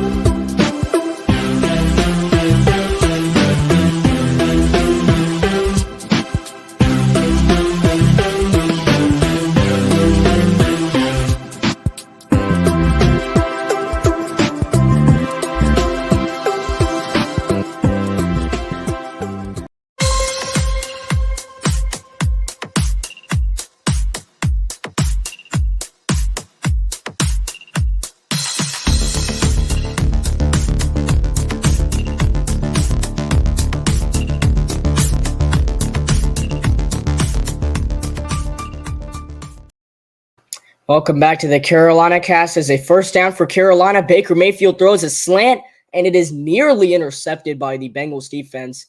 Pass intended for what looked like Terrace Marshall. As look at Christian McCaffrey and Robbie Anderson trades, total package received. In 2023, they received a second rounder, a third rounder, and a fourth rounder. In 2024, they received a fifth rounder. And in 2025, they received a seventh rounder. That's its 2nd and 10 for Carolina after the incomplete pass for Terrace Marshall. 2nd and 10. Mayfield looking to his left. Now dumps it for Spencer Brown. Brown cuts back. Spencer Brown is going to get a gain of 9 yards. And it's 3rd and 1 for the Panthers. Back to the Jets game. 1st and 10, a handoff to James Robinson. And Robinson breaks free, making tackles. James Robinson picks up 9 yards on the run. And Dalvin Cook just tied the game for the Vikings with a touchdown of his own. Here's Spencer Brown on the run, and he picks up a first down and gets into Cincinnati territory. As it sets up Carolina at the Cincy 41 after the nice run by Spencer Brown.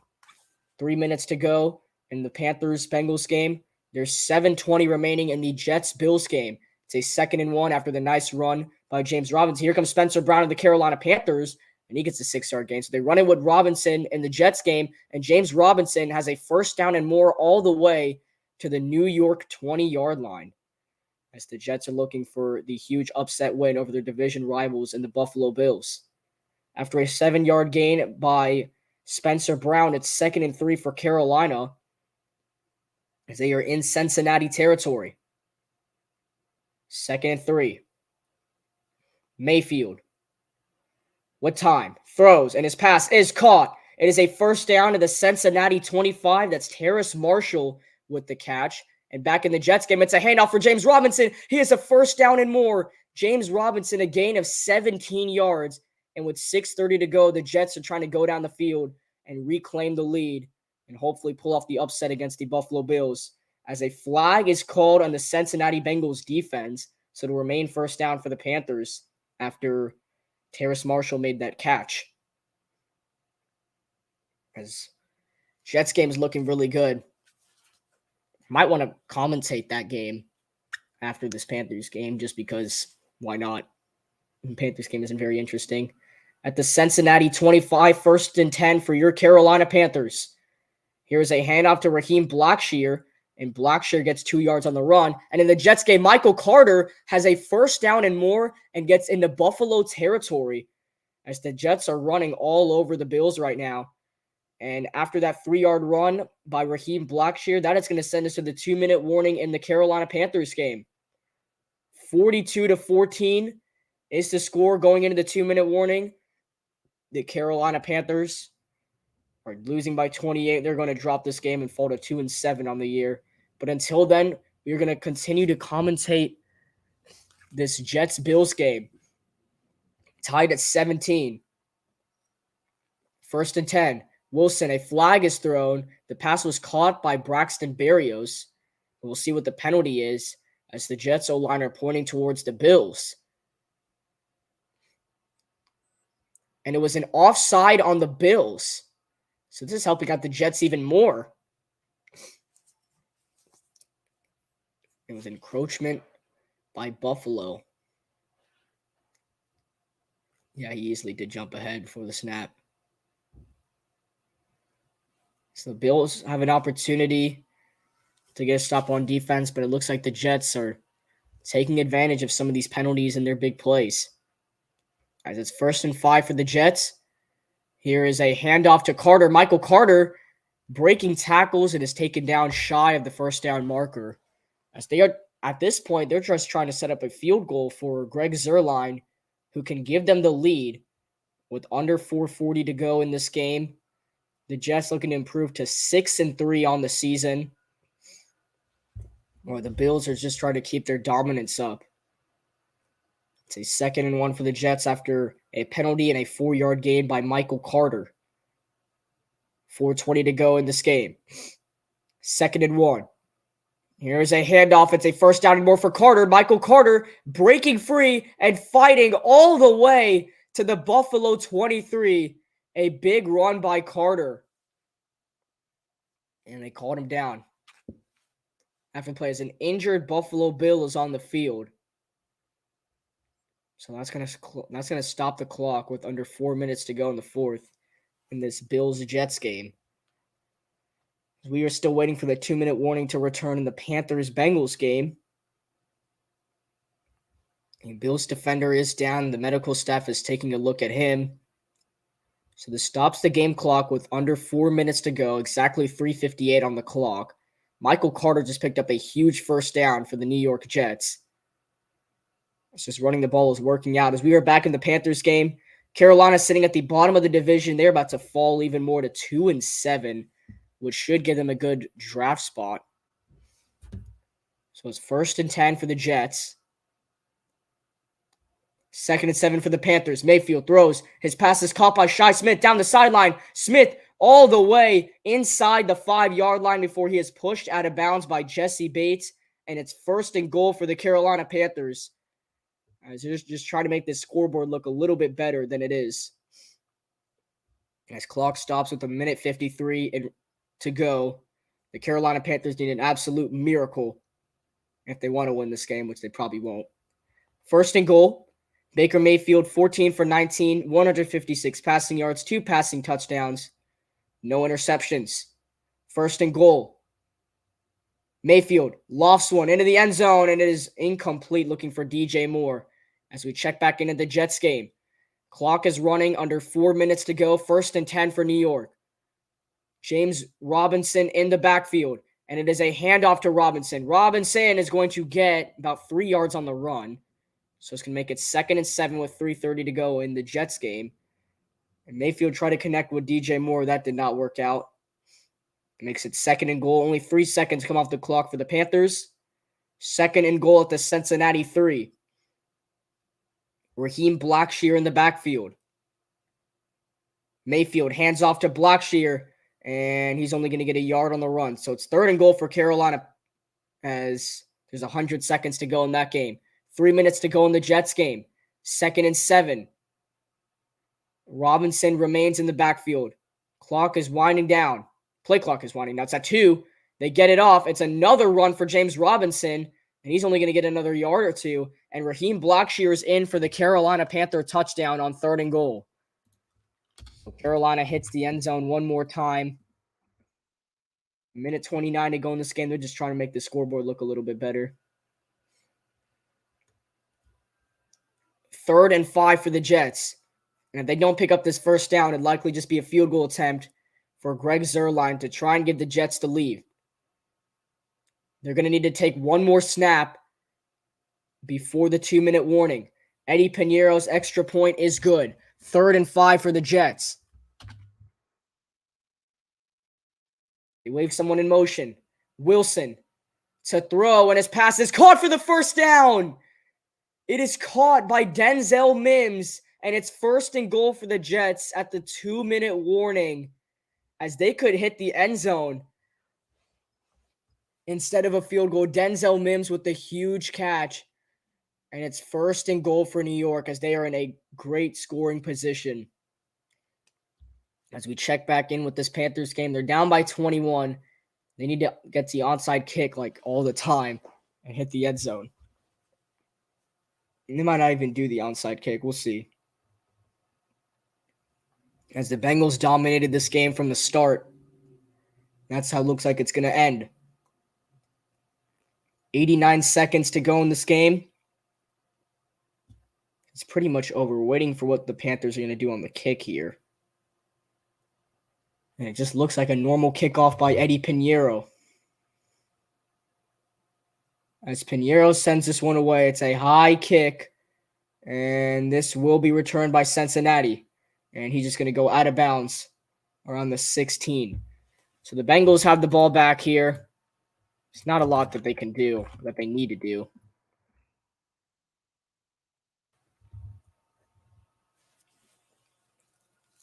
Bengals have done, and the Bengals' biggest blowout of the year was 35-17 to the Atlanta Falcons, and this is definitely going to be their biggest blowout, 42-21 against your Carolina Panthers. And then the upcoming quarterbacks, they have to face Kenny Pickett, Ryan Tannehill, Patrick Mahomes for the next 3 for the Bengals. As Brandon Allen's is going to take a knee, and the Panthers just going to let the clock wind down. So Steve Wilkes and the Carolina Panthers fall in another game. They get absolutely blown out by the Cincinnati Bengals. From the start to the end, it was Joe Mixon running the show for Cincinnati. He had, I believe, 5 touchdowns out of the Bengals 6 today. Joe Burrow never threw a passing touchdown this game, but he didn't need one. He had 1 rushing touchdown at the goal line, and then Joe Mixon had 5 for the Bengals. So here comes the second knee by Brandon Allen. So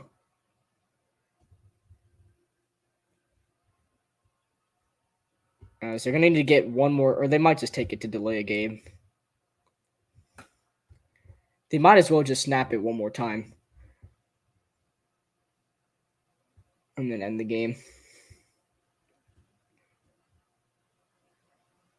But the Carolina Panthers know they're about to lose this game, as they're just going to wave the game off. It's over.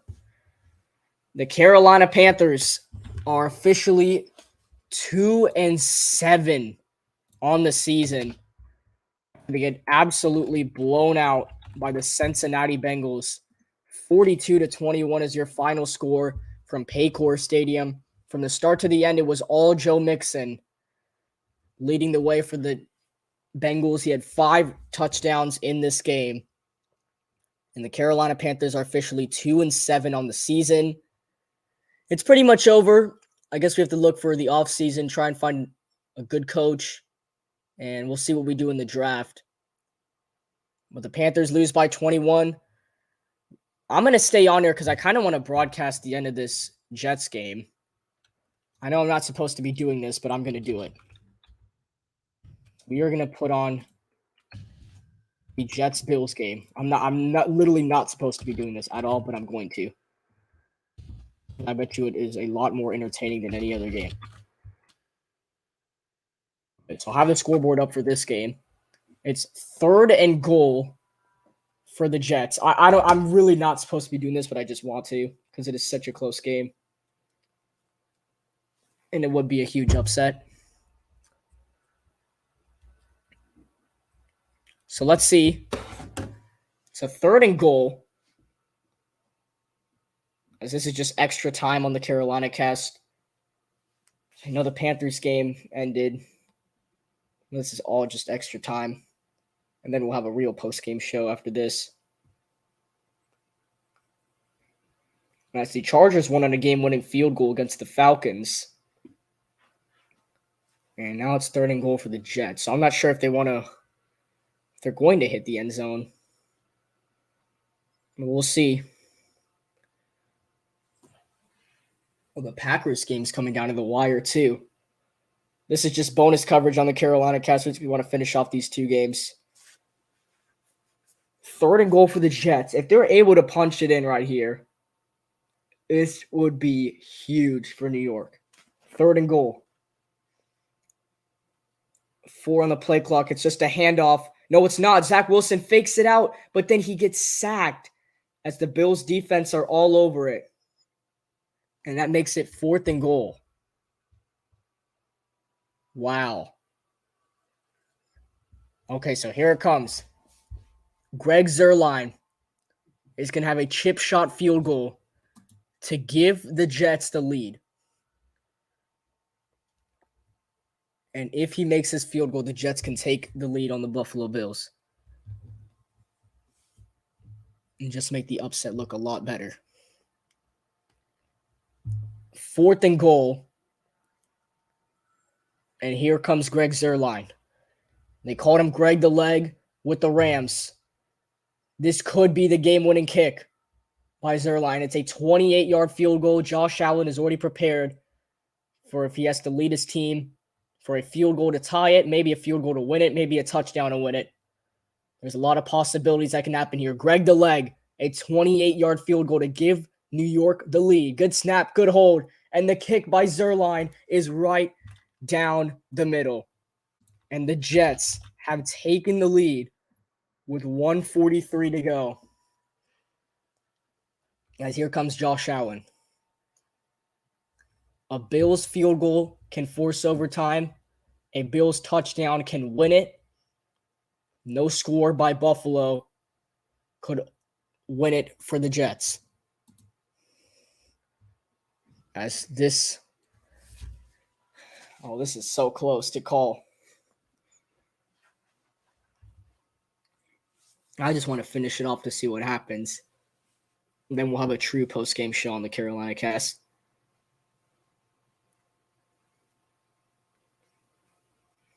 So the Bills don't have any timeouts. It's the interesting thing right here. They do not have any timeouts, so they cannot stop the clock unless it goes out of bounds.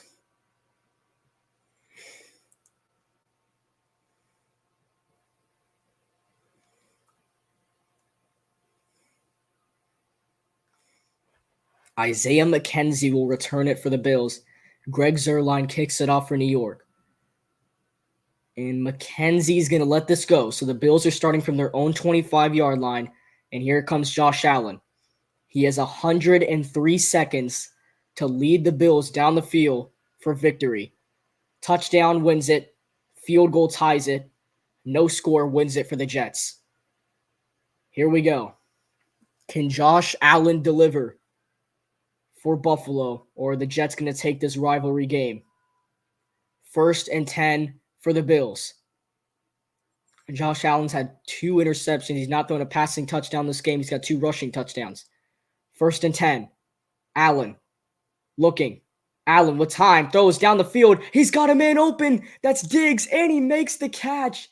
Stephon Diggs down the sideline in Jets territory, but a flag is down. Is this on Buffalo? That is the big question here. A flag is down. Let's see, Diggs. Did he get the feet down? I don't know if he got the feet down either.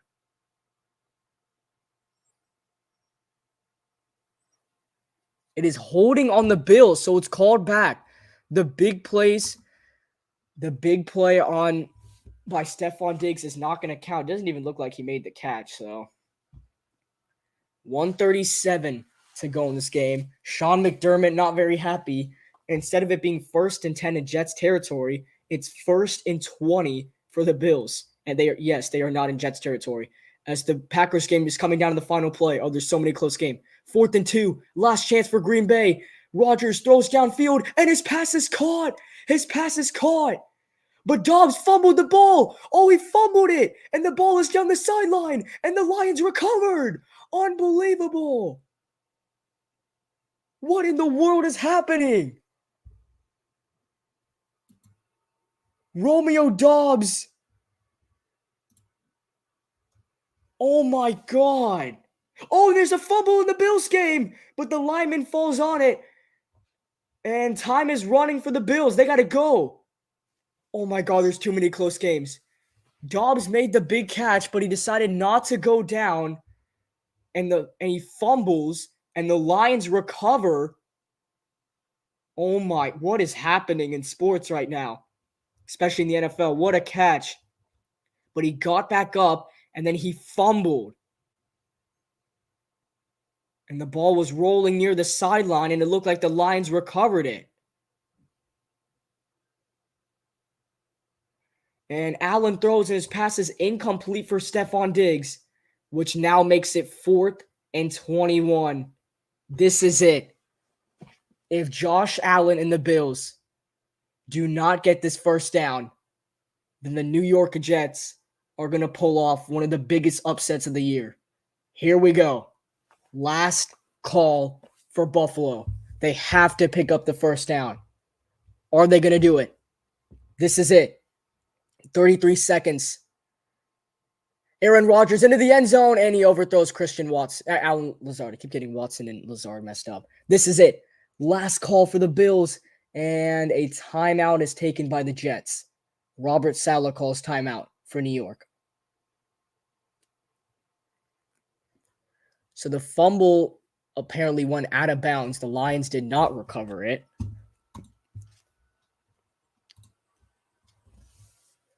So it's 2nd and 10 for Green Bay.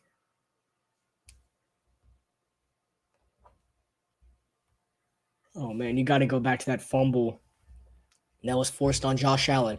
Back at the Packers game. 2nd and 10, 50 seconds on the clock. Rodgers puts it up, and he overthrows Allen Lazard again. He wants PI. He's not going to get it. It's 3rd and 10. Oh, and then Josh Allen on that 3rd and 21 was caught holding his arm.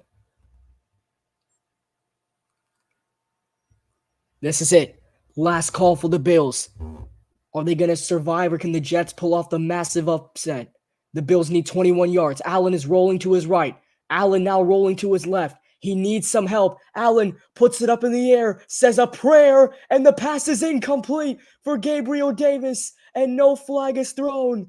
Sauce Gardner, he made the play on the ball. And Sauce Gardner has just won the game for the New York Jets. And it is over. It is drama at MetLife Stadium. The New York Jets have pulled off the upset. Sauce Gardner made the play of his career as of now, and he stops Gabriel Davis on this huge play, and the New York Jets are going to take down the Buffalo Bills. Unbelievable. What an ending in East Rutherford, New Jersey. And now we need to switch over to this Packers game. It is a 4th and 10. This Packers game has come down to the wire. Let's see what's going to happen. 4th and 10, and Rodgers and the Packers did not get it off. Oh my goodness, there's so many good games on.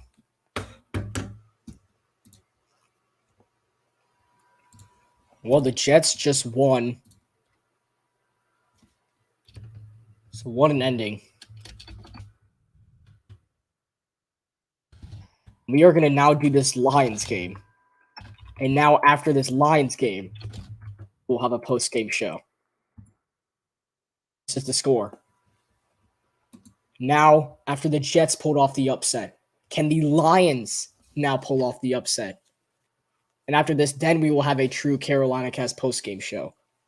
42 seconds. It's a 4th down. Aaron Rodgers has 3 interceptions in this game, 2 of them coming in the red zone. The Packers need a touchdown. Or can the Lions pull off the win? This would be huge for the Carolina Panthers if the Lions win, because our pick would go higher. Here we go. 4th and 10. Play clock is at 3. Aaron Rodgers needs to snap the football. And I don't know if he got it off in time, but Rodgers is rolling. Rodgers puts it up in the end zone, and it's incomplete. Looking for Sammy Watkins. And the Detroit Lions have pulled off another upset in a span of 2 minutes compared to the New York Jets. And the Packers are now 3-6. Wow. I'm stunned. I cannot believe it. I cannot believe it. All right. Now we are going to have a true Carolina Cast post-game show. That is so weird. Okay. Welcome to the Carolina Cast postgame show. I had to switch it up a little bit after we had to watch 2 endings to amazing games. Now we can finish this up here. We're going to check out the box score for today's game. The Panthers lost by 21. Let's check out some of the stats. Baker Mayfield was the leader in passing in the second half. He went 14 for 20, 155 yards, 2 touchdowns. Deontay Foreman had 7 carries for 23 yards. Terrace Marshall had 3 receptions for 53 yards and a touchdown. Raheem Blackshear had 4 receptions for 40 yards. Tommy Tremble had 2 receptions for 11 yards and a touchdown. Shaq Thompson had 4 solo tackles. CJ Henderson and Miles Hartsfield had 6. Xavier Woods with 4. JC Horn with 5. Damian Wilson, Keith Taylor also had 4. And for the Bengals, Joe Burrow, 22 for 28, 206 yards and a touchdown. Joe Mixon, one of the games of his career, 22 carries for 153 yards and 4 rushing touchdowns. He also had a receiving touchdown. We'll get into that in just a moment. Samaje Perine had 6 carries for 51 yards. T. Higgins had 7 receptions for 60 yards. Joe Mixon had 4 receptions for 58 yards and a receiving touchdown. Tyler Boyd had 5 receptions for 44 yards. Hayden Hurst had 5 receptions for 35 yards. Akeem Davis-Gaither had 4 solo tackles. Marcus Bailey had 4. Logan Wilson with 4. The interceptions from the Bengals, 1 came from Jesse Bates. He returned that for 16 yards. 1 came from Jermaine Pratt. He only returned that for 3 yards. Now, both of those interceptions off of P.J. Walker. Evan McPherson went 0 for 1 kicking on field goals as he missed a 48-yard field goal late in the fourth quarter, and Eddie Pinheiro made all the extra points for the Carolina Panthers. So that is it here from Cincinnati. The Carolina Panthers are officially 2-7 on the season after they lose another game to the Cincinnati Bengals. Our next stream will be this Thursday. It'll start at around 7, maybe 7:15 actually. At 7:15, your Charlotte Hornets will be taking on the Miami Heat. And then just about an hour later, the Carolina Panthers will kick off on Thursday Night Football against the Atlanta Falcons. It'll be a double stream. We will have a bunch of people on here and a special guest from the Four Corner Sports Talk Show. But that is it. We're wrapping up on the Carolina cast. The Panthers are 2-7 as they'll try and fix that this Thursday against their NFC South rivals, the Atlanta Falcons. And the Charlotte Hornets are 3-7 as they have 2 more games before the Heat game that we will not be broadcasting. But hopefully they can fix some of those. If they can fix that record in these 2 games and against the Miami Heat. We are going to say so long from Paycor Stadium. I'm Krish Verma, and we will see you all this Thursday night. Don't be late. It'll be from 7:15 from 11:30. So please stay tuned for that. And we say so long from Cincinnati as the Panthers look for better days, and so do the Charlotte Hornets.